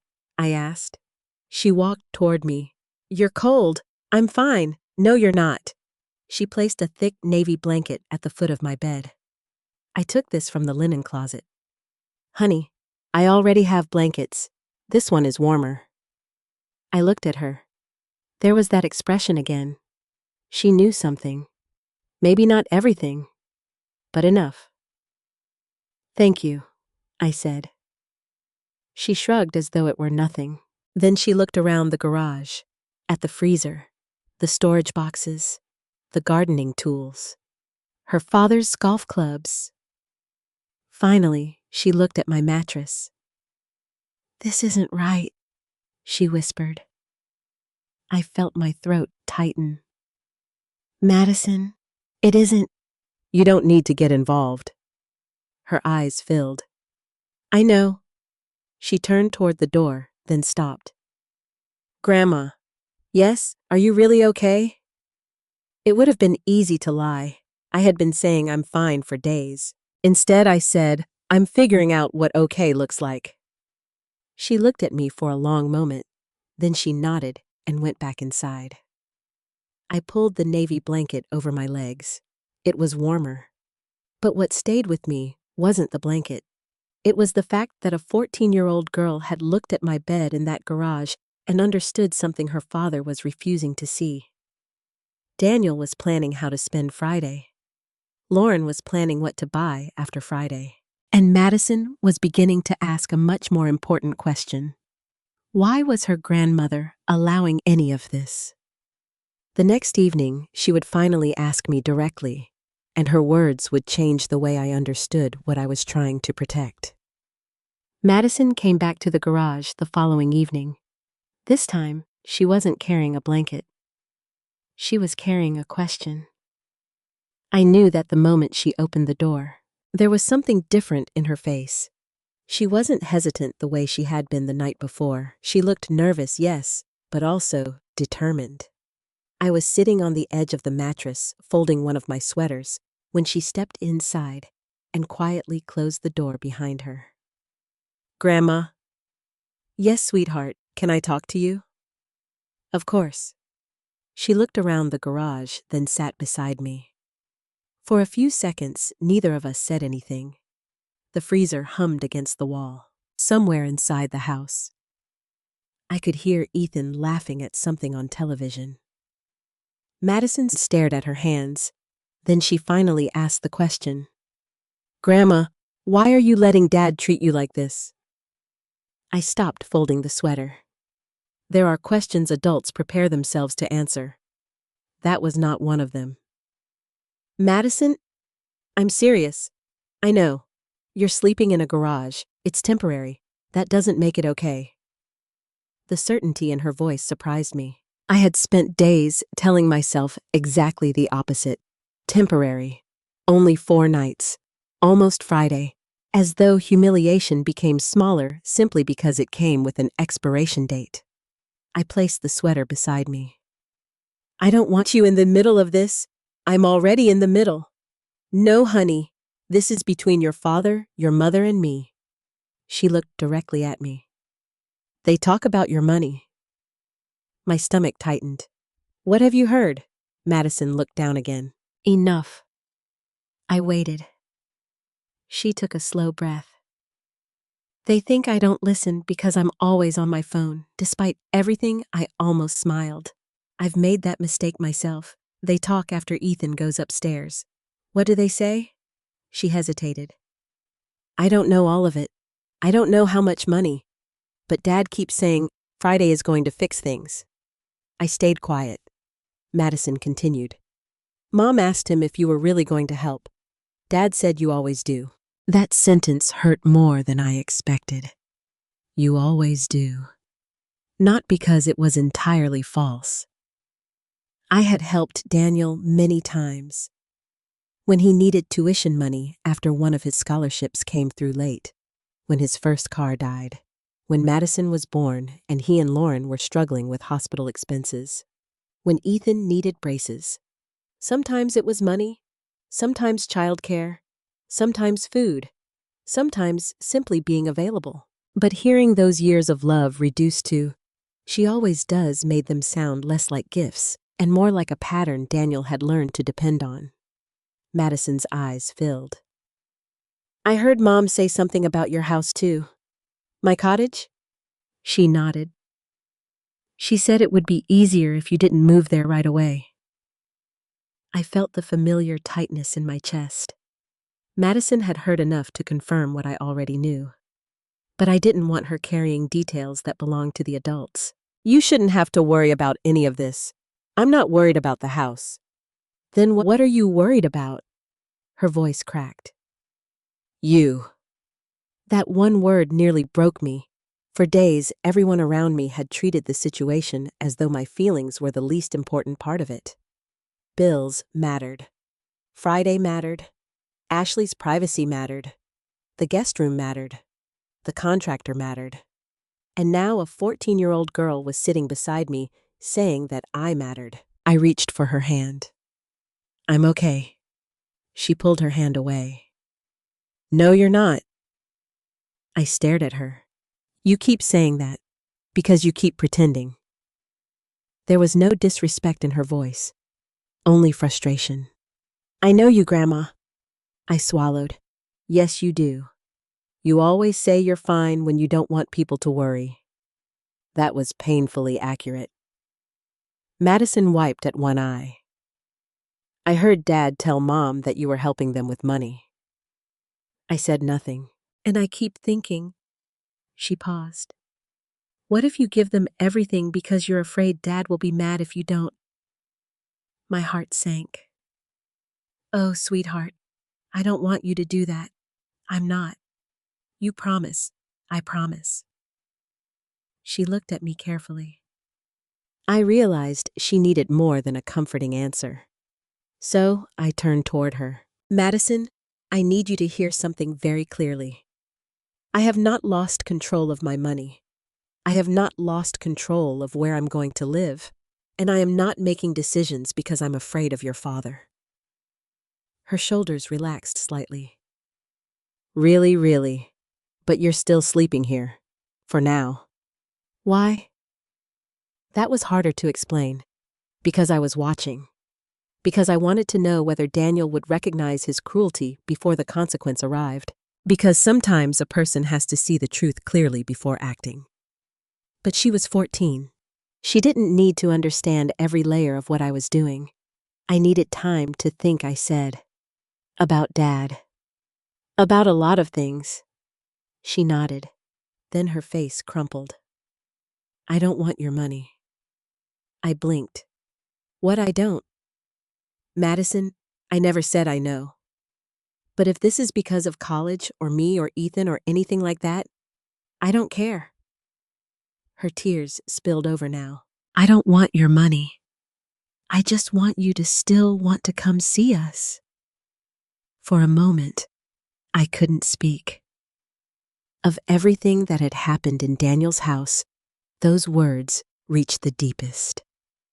Madison wasn't afraid of losing an inheritance. She was afraid of losing me. I wrapped my arms around her. She leaned into my shoulder the way she had when she was little. Oh, honey, I'm sorry. For what? For them. I pulled back enough to look at her.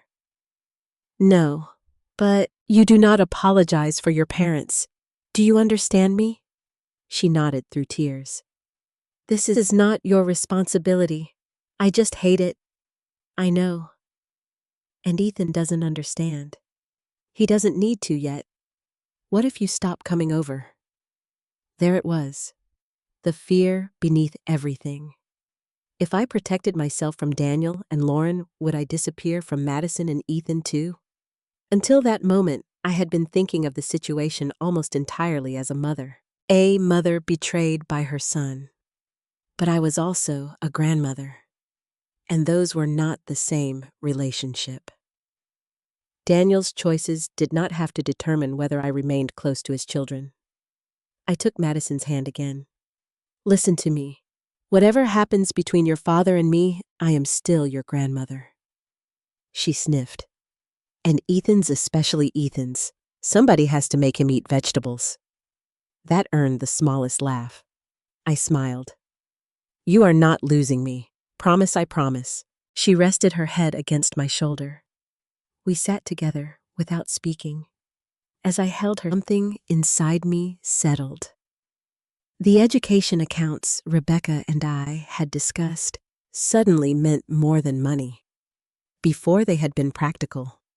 A way to protect funds from Daniel and Lauren. Now I understood what they represented. I could help Madison and Ethan without rescuing their parents. I could love my grandchildren without financing Daniel's mistakes. I could protect one relationship while placing boundaries around another.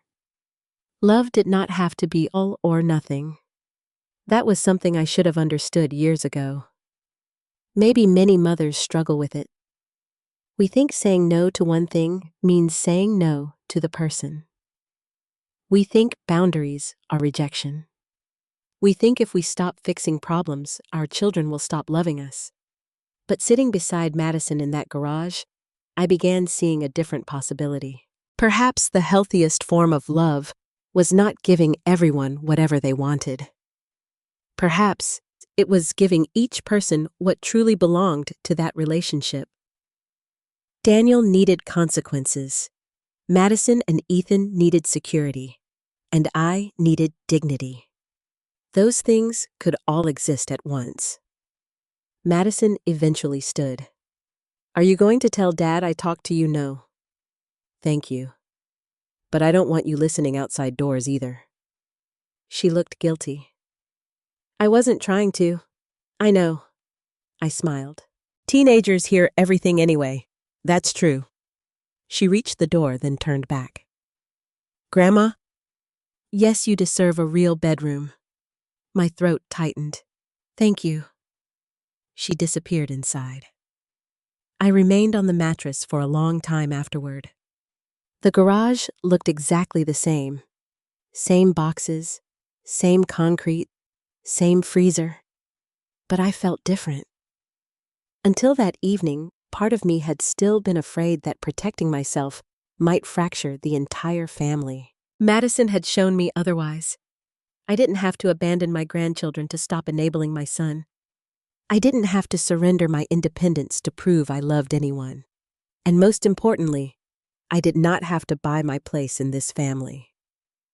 Friday was 2 days away. Daniel still believed money was coming. Lauren still believed their financial problems were about to become easier. Neither of them knew that the decision had already been made.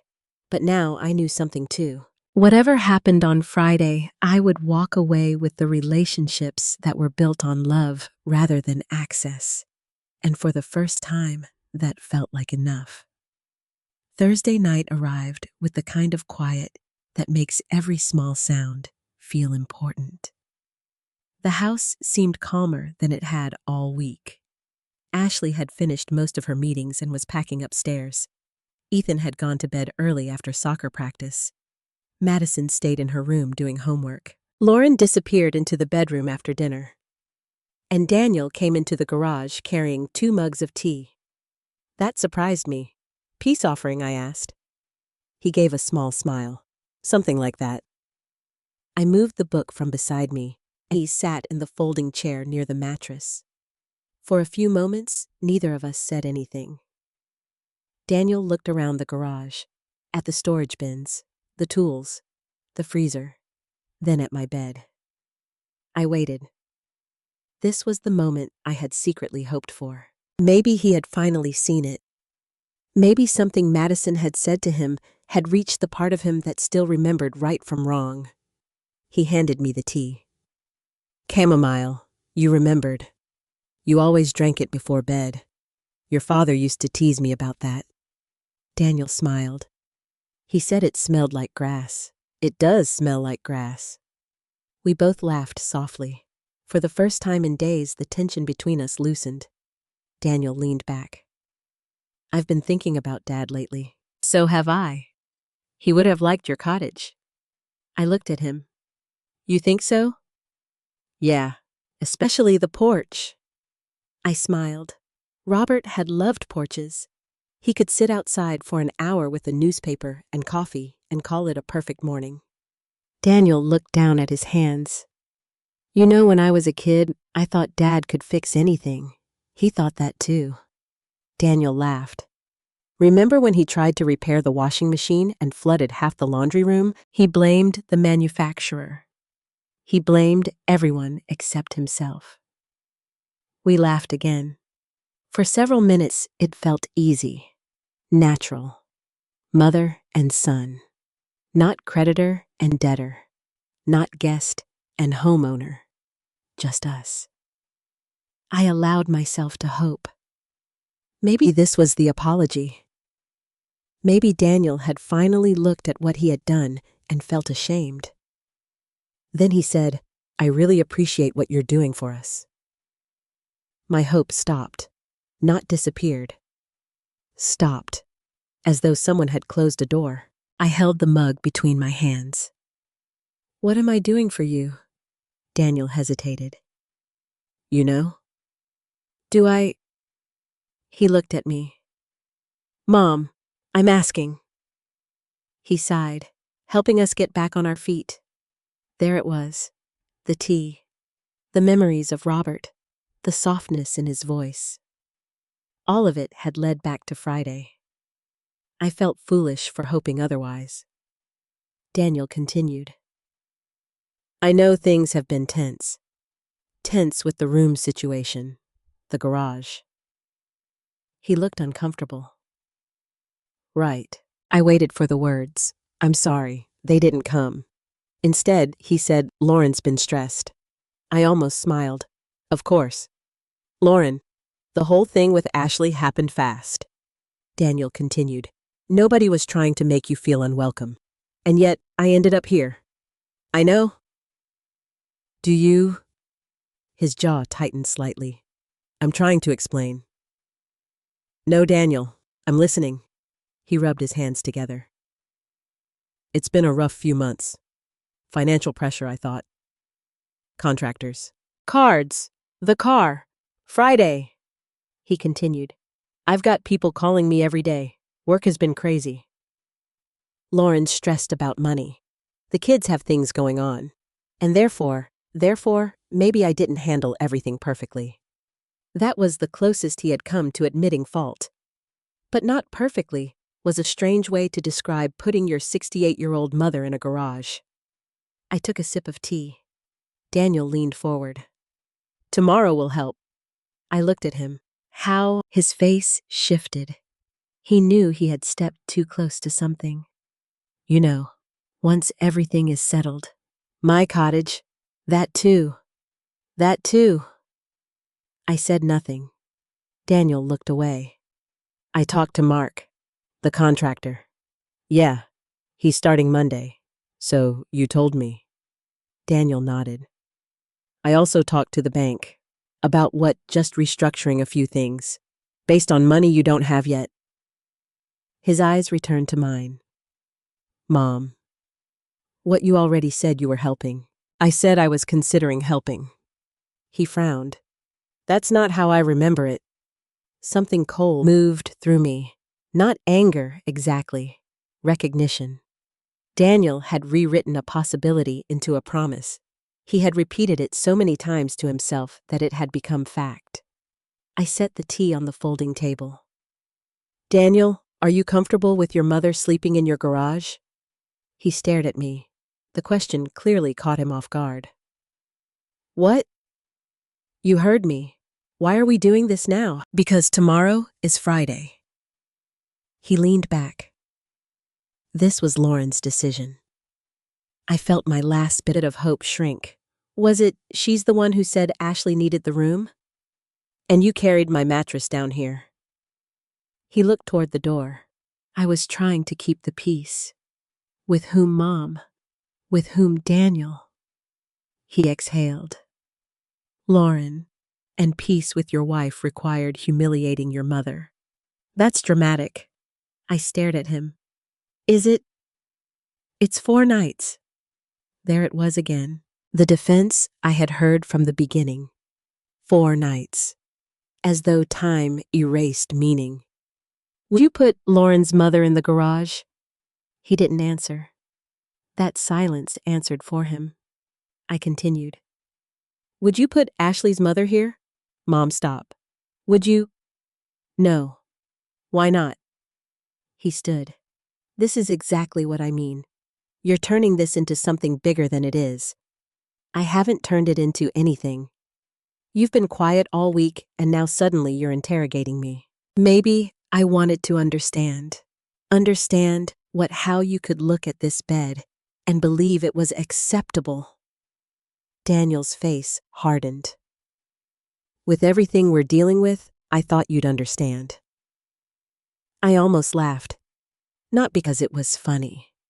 Because it was the same argument every entitled person eventually makes. My hardship should make your mistreatment reasonable. I looked at him for a long moment. Then I said softly, I understand more than you think. He frowned. What does that mean? Exactly what I said. Mom. I'm tired, Daniel. He stared at me. For a second, I thought he might finally apologize. Instead, he checked his phone. Fine. He moved toward the door. Rebecca's office at 11 tomorrow, right? There it was. The final confirmation. Yes. I'll be there. I know. He opened the door, then paused. Tomorrow is going to take a lot of pressure off everyone. I looked at him. Maybe. He left. The door closed behind him. I sat alone in the garage with 2 mugs of tea, one barely touched. For several minutes, I let myself feel the disappointment. I had given Daniel one final chance without telling him it was a chance. He hadn't needed to know about the canceled money. He hadn't needed to know I had heard him speaking with Lauren. All he had needed to do was look at his mother sleeping in a garage and say, "This was wrong. I'm sorry." He couldn't do it. Not yet. Perhaps one day he would, but not before Friday. I picked up my phone. It was 9:42 p.m. Rebecca had told me I could contact her if anything changed. Something had. Not the financial plan. My hesitation. I opened our message thread and typed, everything stays exactly as we changed it. I read the sentence twice. Then pressed send. Rebecca replied several minutes later. Understood. See you tomorrow. I placed the phone beside me. Tomorrow. Friday. The day Daniel believed would rescue him. The day Lauren believed would make their debts manageable. The day they had spent all week discussing as though my generosity were already theirs. I switched off the lamp. In the darkness, the freezer began humming again. For 4 nights that sound had reminded me that I was sleeping in a garage. That night, it reminded me of something different. It was the last night I would ever sleep there. And when the sun rose, I would stop waiting for my son to make room for me. I was going to claim the I had already chosen for myself. I woke before sunrise on Friday. For a moment, I stayed beneath the navy blanket Madison had brought me and listened to the house sleep. No voices, no footsteps, only the familiar hum of the freezer and the faint click of the heating system. The garage looked different in the early gray light. Not kinder, just temporary. For 4 nights, I had slept beside storage boxes and gardening tools because my son decided someone else deserved the bedroom more than I did. But this morning, the mattress no longer felt like a symbol of where Daniel had placed me. It felt like something I was leaving behind. I got dressed slowly. Then I folded every blanket. I stripped the sheets from the mattress and placed them neatly in a laundry basket. I packed my toiletries, my sweaters, the books I had brought. Everything went into my suitcase with the same care I had used when leaving my old house. There would be no dramatic mess for Daniel to discover later. No note taped to the freezer, no broken dishes, no accusation written in lipstick on a mirror. I wasn't leaving chaos. I was leaving a decision. At 6:30, the interior door opened. Daniel stood there wearing sweatpants and a t-shirt. His hair was uncombed. He looked at the suitcase. "You're up early." "So are you." He glanced around. "Everything okay?" "Yes. You packed already. I'm moving today." He smiled. "Right. Big day. Big day. For him too, apparently." He stepped into the garage. "Need help carrying anything?" "No, thank you." He looked almost surprised. "You sure I'm sure?" Then he glanced at the folded blankets. For half a second, I thought he might finally say something about the garage, an apology, a recognition, anything. Instead, he said, "Rebecca's still 11, right?" "Yes." "Good." He nodded and went back inside. That was the last chance. Not that I needed another, but I noticed it anyway. By 7:30, the house was awake. Ethan found me in the kitchen. "You're leaving today, I am." He frowned. "Can I come see the new house?" "Absolutely. Does it have a yard?" "A small one. Can I kick a soccer ball there?" "Not through my windows." He grinned. Madison entered behind him. She didn't ask whether I was leaving. She looked at me and seemed to understand. "Today?" she asked. "Today?" Her eyes moved briefly toward her father. Then she came over and hugged me. "Text me when you get there." "I will." Lauren entered last. She was dressed more carefully than usual with her hair styled and makeup already done. "Good morning." "Good morning." She looked toward the garage. "You're packed." "Yes." "Oh." Something about that seemed to make her uneasy. Then she recovered. "Well, I'm sure you're excited." "I am." Ashley came downstairs carrying her luggage. "I'm heading out after breakfast," she said. "Thanks again for letting me steal your room." The word steal was intended as a joke. Nobody laughed. Ashley looked uncomfortable. For the first time, I wondered whether she had begun understanding what had happened. But it was too late for that to matter. At 8:15, a truck pulled into the driveway. Daniel looked through the front window. "Who's that?" "My movers." He turned. "Your movers?" "Yes. I thought your furniture was already in storage. Most of it is." He walked toward the front door. "What are they picking up?" the things I have here. Then they're meeting the storage company. Daniel frowned. I thought you were keeping everything in storage until after closing. I am closing today. His face changed slightly. I know, but I thought maybe... He stopped. Maybe what he looked toward Lauren. She had become very still. Nothing. The movers entered. I gave them the cottage address and instructions. Daniel heard me. You're moving everything directly there? Yes. Today, that's generally how moving works. He gave a nervous laugh. Mom, I know. I just thought you might wait a few days. Why? He looked at me. Behind him, Lauren stepped closer. You mentioned wanting flexibility. When Lauren hesitated, I just thought with everything happening financially, you might not want to rush. There it was. They were trying to influence the cottage before the meeting had even happened. I looked at her. I'm not rushing. I've been planning this move for months. Daniel crossed his arms.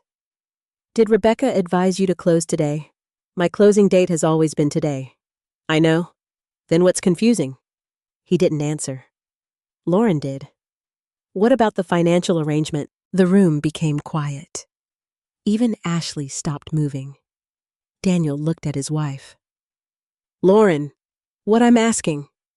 Her voice had sharpened. You said there were things being finalized before Cynthia closed. I looked at Daniel. The panic had not fully reached his face yet. But it was approaching. I picked up my handbag. Rebecca will explain everything at 11. Lauren stared at me. Explain what? Everything that needs explaining. Daniel stepped closer. Mom did something change. I met his eyes. We have a meeting in less than 3 hours. That's not what I asked. I know. His face tightened. Suddenly, the calm certainty he had carried all week was gone. What did Rebecca say to you, Daniel? What? It's Friday. He stared at me. The same word that had comforted him for days now seemed to frighten him. One of the movers came downstairs carrying my suitcase.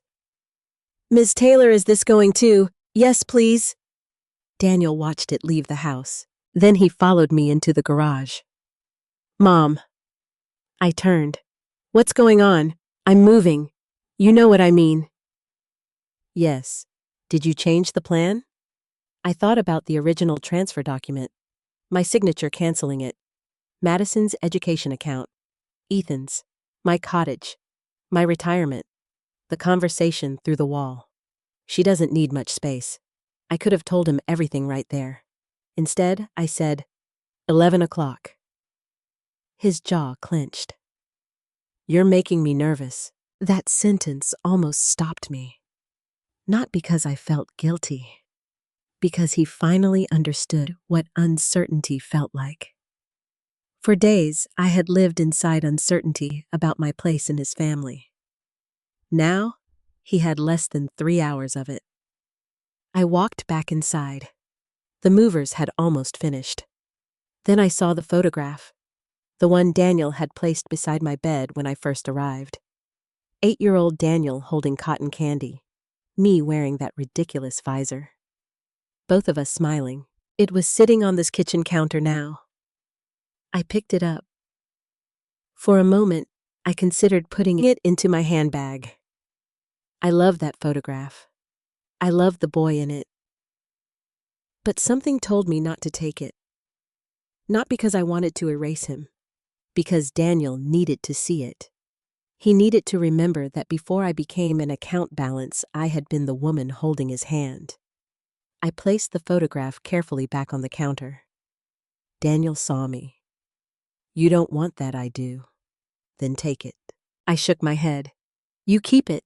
Why? I looked at the child in the photograph. Maybe you need it more than I do. He stared at me. For once, he had no answer. Outside, the truck doors closed. Madison hugged me again. Ethan squeezed me so hard I nearly lost my balance. Lauren stood near the staircase with her arms folded. Ashley looked away. Daniel followed me to the front porch. Mom, I stopped. We're still meeting at Rebecca's at 11. And you're going to tell me what this is about? Yes. He looked toward the moving truck. Should I be worried? I studied my son's face. A week earlier, I might have rushed to reassure him. That was what mothers do. We soften fear. We promise everything will be all right. But some fear is useful. Some uncertainty forces us to confront the things we have taken for granted. So I didn't comfort him. I simply said, you should be ready to listen. Then I got into my car. As I pulled away, I looked once in the rearview mirror. Daniel was still standing on the porch. For the first time all week, he wasn't smiling about Friday. He finally understood that the day he had been waiting for might not belong to him after all. At 11 o'clock, he would learn just how much had changed. At 10:52, Friday morning, I was already sitting in Rebecca's conference room. The same folder from our earlier meeting rested on the polished table in front of her. My cottage papers were in one stack. The revised financial documents were in another. And beside them sat the original transfer plan, $180,000. The number Daniel had never known. Until today. Rebecca looked at the clock. You still want me to explain the original arrangement first, yes? He may react badly. I expect him to. And Lauren, she'll react worse. Rebecca almost smiled. You sound certain. I've lived with them for 12 days. At exactly 11, the receptionist knocked. They're here. My stomach tightened. Not because I regretted the decision, because Daniel was still my son. No amount of disappointment had changed that. The door opened. Daniel entered first, wearing a navy blazer over an open-collar shirt. Lauren followed in a cream jacket, carrying a leather handbag. Both looked as though they were arriving for an important business meeting. In a way, they were. Mom. Daniel studied my face. Daniel. Lauren sat beside him. Good morning, Cynthia. Good morning. Rebecca closed the door. For several seconds, nobody spoke. Then Daniel tried to smile. So, I guess this is the big meeting. Rebecca folded her hands. Yes. He looked at me. I said nothing. That was when his smile faded. Rebecca began. Daniel, Lauren, before we discuss Cynthia's current plans, I need to explain what she had originally intended. Originally? Daniel caught the word. His shoulders stiffened. Rebecca continued. Following the sale of Cynthia's former home, she considered making a significant financial gift to your household. Lauren leaned forward slightly. How significant? Rebecca looked at me. I nodded. $180,000. Daniel stared at her. Lauren's mouth actually opened. For several seconds, neither of them spoke. Then Daniel turned to me. 180,000. Yes, Mom. His entire expression changed. Shock. Relief. Something dangerously close to excitement. He leaned back and ran a hand over his mouth. I had no idea it was that much. I know. Lauren looked at Daniel, then at Rebecca. That would cover nearly everything. There was the problem in one sentence. Would. As if Rebecca had just announced money already belonging to them. Daniel looked overwhelmed. Mom, I don't even know what to say. Rebecca spoke before he could continue. You should hear the rest. The room changed instantly. Daniel looked at her. Rebecca opened another folder. That was Cynthia's original plan. Daniel's eyes narrowed. Was the transfer has been canceled? Silence. Not ordinary silence, the kind that seems to pull all the air from a room. Daniel looked at me. What the transfer has been canceled, Rebecca repeated. Lauren sat completely still. Daniel laughed once, but there was no humor in it. Okay. Why, I answered. Because I changed my mind. His face flushed. Over the garage. I didn't respond immediately. Daniel pushed back from the table.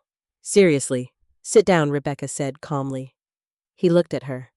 I am sitting. Then stay that way. Lauren finally spoke.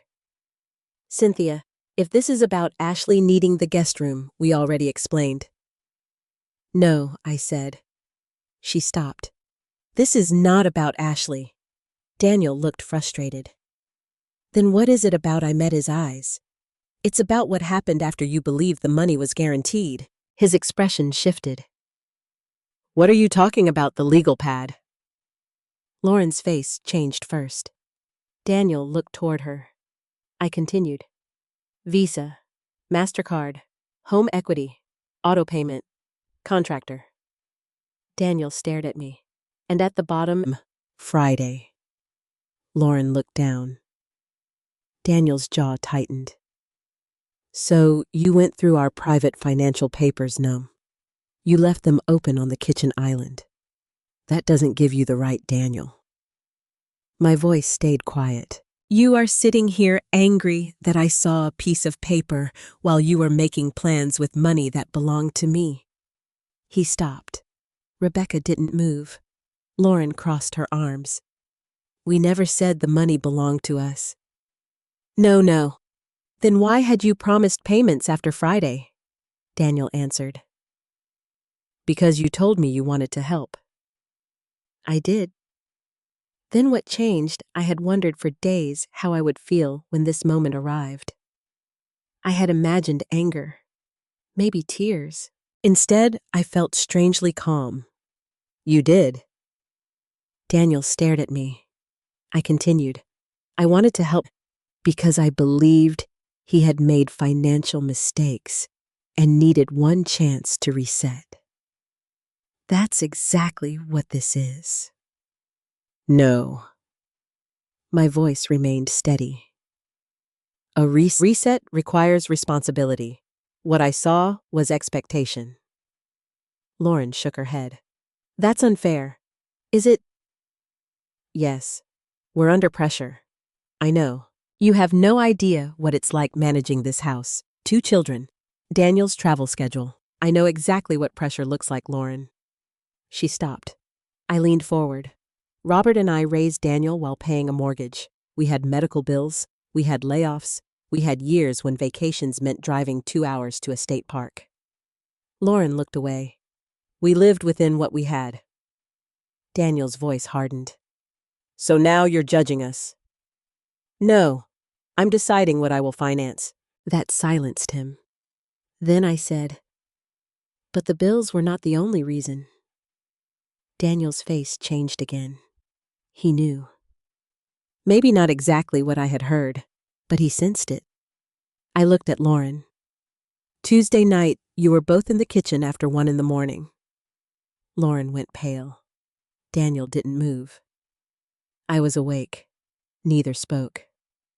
I heard you discussing my cottage. Daniel swallowed. Mom, I heard you say I could postpone moving. I didn't mean. I heard you discuss me helping with Ethan. He looked down. Madison. Silence. Groceries. Lauren shifted in her chair. Household expenses. Daniel rubbed his forehead. I continued. And I heard you discussing whether I should stay in your house. It was just a conversation, Lauren said quickly. Yes. I looked at her. A conversation about my life that somehow didn't require me. She opened her mouth, then closed it. Daniel said, we were trying to figure things out. For whom? For everybody. No, for yourselves. He stared at me. I could feel the emotion rising now, but I refused to let it control my voice. You wanted my money to reduce your debt. Daniel looked away. You wanted my time to reduce your childcare responsibilities. Lauren said nothing. You wanted me to contribute to the household. I paused. But when Lauren asked where I would actually fit into that household, do you remember what you said? Daniel's face went completely still. He knew now. I repeated the words slowly. She doesn't need much space. Lauren looked at him. Rebecca lowered her eyes toward the documents. Daniel's face drained of color. Mom. No. For the first time, my voice sharpened. You don't get to explain that sentence away. I was frustrated, and I was sleeping beside a lawnmower. He closed his eyes. I let the silence sit. Then I said the sentence I had carried with me since the garage. You made room for my money before you made room for me. Daniel looked as though I had struck him. Lauren immediately leaned forward. Cynthia, nobody wanted you to feel that way. I know. She blinked. You know, yes, because none of you thought enough about how I felt for it to matter. That was worse. I could see it in her face. Rebecca finally opened the revised folder. Cynthia has made new arrangements. Daniel looked at her. The cottage purchase is proceeding as planned. I nodded. I closed this afternoon? Rebecca continued. Cynthia has also increased the portion of her assets reserved for her own retirement and future care. Daniel said nothing. A portion of the funds she had considered giving you has been redirected into protected education accounts for Madison and Ethan. Lauren looked up. How much? Rebecca's tone remained professional. The exact structure is Cynthia's private financial information. Can we access it for their expenses? Lauren's face tightened. Rebecca continued. The funds are specifically protected for qualifying educational purposes.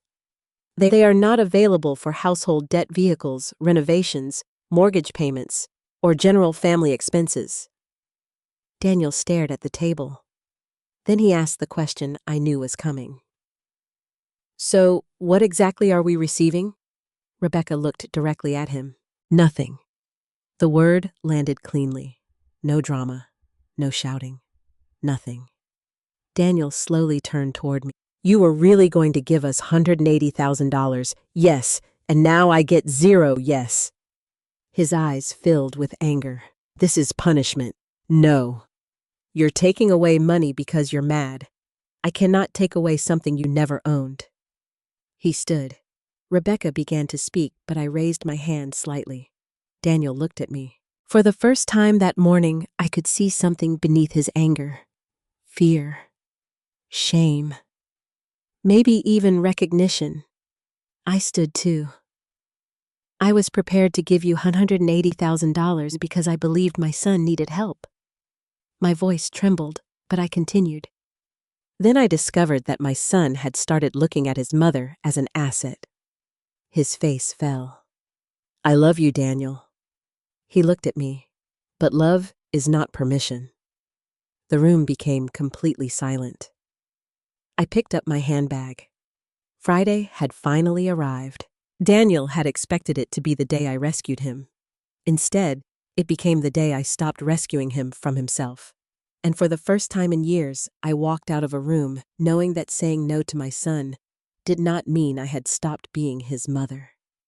It meant I had finally remembered I was also Cynthia Taylor. I received the keys to my cottage at 3:17 that Friday afternoon. There was no ceremony, no ribbon, no dramatic music, just a woman from the closing office, sliding a small envelope across the desk and saying, "Congratulations, Ms. Taylor. It's officially yours." I held the keys in my palm for several seconds. They were ordinary pieces of metal, but after the week I had lived through, they felt heavier than that. They meant no one could decide where I slept. No one could move my bed because someone more convenient had arrived. No one could discuss my future in another room and assume I would simply agree. When I drove into this community, the moving truck was already parked outside. My cottage was much smaller than Daniel's house. There were no marble countertops, no enormous kitchen island, no 3-car garage. The living room was modest, the dining area barely large enough for 6 people, and the second bedroom was small. But when I opened the front door, I felt something I had not felt in days. Peace. The movers brought in boxes while I walked slowly from room to room. My bedroom faced the backyard. Late afternoon sunlight came through the window and stretched across the bare floor. I stood there, imagining my dresser against one wall and Robert's old reading chair near the window. Then the movers carried in my mattress. "Where would you like this, Miss Taylor?" one of them asked. Such a simple question, but I almost cried. Where would you like this? Not where can we fit you? Not where are you least inconvenient? Where would you like your bed? I pointed toward the bedroom. Right here. They placed it exactly where I asked. After they left, I sat on the edge of the mattress surrounded by unopened boxes. And finally, I cried. Not because I regretted what happened at Rebecca's office. Not because I missed the $180,000 I had almost given Daniel. I cried because I understood how close I had come to giving away more than money. If Daniel and Lauren had succeeded in convincing me to postpone the cottage, I might have stayed with them. At first, perhaps only a few weeks. Then I would have helped with Ethan, driven Madison places, bought groceries, paid for little things, and gradually the life I had planned for myself might have disappeared beneath everyone else's needs. That realization frightened me more than the garage ever had. My phone rang. Madison. I wiped my face before answering. Hi, sweetheart. Are you there? I'm here. Is it nice? I looked around my half-empty bedroom. It's perfect. When can we visit? I smiled. Soon. Tomorrow, I laughed. Let your grandmother find her coffee cups first. The following Sunday, Daniel brought Madison and Ethan over. He didn't come inside. I saw his car stop at the curb. The children climbed out. Daniel remained behind the wheel. I didn't chase him. I didn't ask Madison why. Some distances need to exist before they can be crossed, honestly. Ethan burst through the door. Grandma. Where's the yard? Hello to you too. He hugged me, then ran toward the back window. Madison walked in more slowly. She looked around. This feels like you. That may have been the nicest thing anyone said about the cottage. Over the next few weeks, the house became mine. I planted roses near the porch. Ethan helped me put tomatoes in the backyard, although his idea of helping mostly involved digging holes where I didn't need them. Madison helped choose a blue chair for the front porch. I joined the neighborhood book club. I began walking every morning with a widow named Carol, who lived 3 houses down. For the first time since Robert died, I wasn't merely adjusting to a life that had changed. I was building one, and I made one deliberate choice. I turned the second bedroom into a real guest room. Not an office with a pull-out sofa. Not storage. A bedroom. 2 comfortable beds. A dresser. Fresh sheets. A lamp between them. A place for Madison and Ethan. Because setting a boundary with Daniel did not mean withdrawing love from his children. 3 weeks passed before my son called. I stared at his name on the screen before answering. Hello, Mom. His voice sounded different. Tired. Hi, Daniel. Can we talk? We're talking now. I mean, in person. I hesitated, then said, All right. We met at a quiet cafe the following morning. Daniel arrived before me. There were no financial papers on the table, no legal pad, no mention of Rebecca. He ordered coffee and spent nearly a minute staring into it. Finally, he said, You were right. I didn't rescue him from the silence. He continued, I got scared about the debt. He nodded. I kept thinking, if I could just get through the next payment, then the next one everything would somehow straighten out, and my money became the solution. Yes. He swallowed. At first I didn't know how much. Then I started counting on it anyway. I listened. The more I counted on it, the more I started thinking like it was already mine. That admission mattered. Not enough to erase what happened, but enough for me to keep listening. Daniel rubbed his hands together. Putting you in the garage was cruel. I felt my throat tighten. Finally. Not inconvenient. Not imperfect. Cruel. I should have told Lauren no, he said. Actually, I shouldn't even blame Lauren. I carried the mattress down there. I made the choice. Yes, you did. He nodded. I know. Then he looked at me. I'm sorry, Mom. I believed he meant it, but an apology does not automatically rebuild trust. I forgive you, I said. Relief crossed his face. Then I continued. But forgiveness is not the same thing as going back.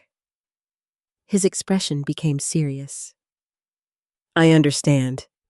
You and Lauren will have to handle your debts yourselves. We are. I will not pay the credit cards. I know. I will not pay the contractor. I know. And there will not be another $180,000. He looked down. I know. There were no dramatic promises after that, no instant restoration. Daniel had damaged something. Repair would take time. Over the following months, he began doing small things differently. He called without asking for anything. He brought the children over. He stopped mentioning money. Sometimes he joined us for dinner. Sometimes he didn't. Lauren and I remained polite but distant. And that was enough for now. One evening, near the end of summer, I sat alone on my porch. The roses were beginning to bloom. Through the window behind me, I could see the guest room waiting for Madison and Ethan's next visit. I thought about all the years I had spent being a mother, making room, at the dinner table, in my schedule, in my bank account, in my heart. For most of my life, I believed a good mother always made room for her children. I still believe that, but I had finally learned the rest of the sentence. A mother is allowed to keep a room for herself. And after 68 years, I finally had mine. Looking back now, I realize the hardest lesson was never about the $180,000. It was about understanding the difference between love and surrender. For most of my life, I believed being a good mother meant making room for everyone else first. You give your children the larger piece. You answer the late-night phone call. You help when they stumble. You forgive when they disappoint you. And when they grow up, some part of you still remembers the little boy or girl who once reached for your hand. That memory can make it very difficult to say no. But love without boundaries can slowly become entitlement. Helping someone does not mean protecting them from every consequence of their own choices.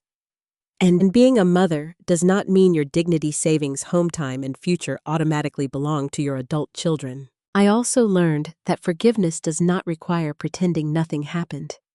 I forgave Daniel because I did not want bitterness to control the rest of my life.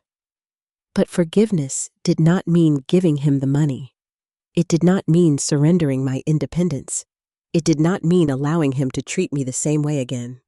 Sometimes the most loving word you can say is no, and sometimes the person you need to make room for is yourself. If you are listening to this story at an age when people have begun assuming that your needs matter less, please remember this. Growing older does not make you less deserving of respect. Your life still belongs to you. Your voice still matters. Your home, your money, your time, and your choices are still yours. I spent years believing a good mother should always keep the door open for her children. Now I know she can keep the door open without handing them the keys. If you were in my place, what would you have done? Would you have canceled the $180,000 after being put in that garage, or would you have made a different choice? I'd truly love to hear your thoughts and experiences in the comments. And if this story touched your heart, please subscribe to the channel and join us for more stories about family betrayal, courage, second chances,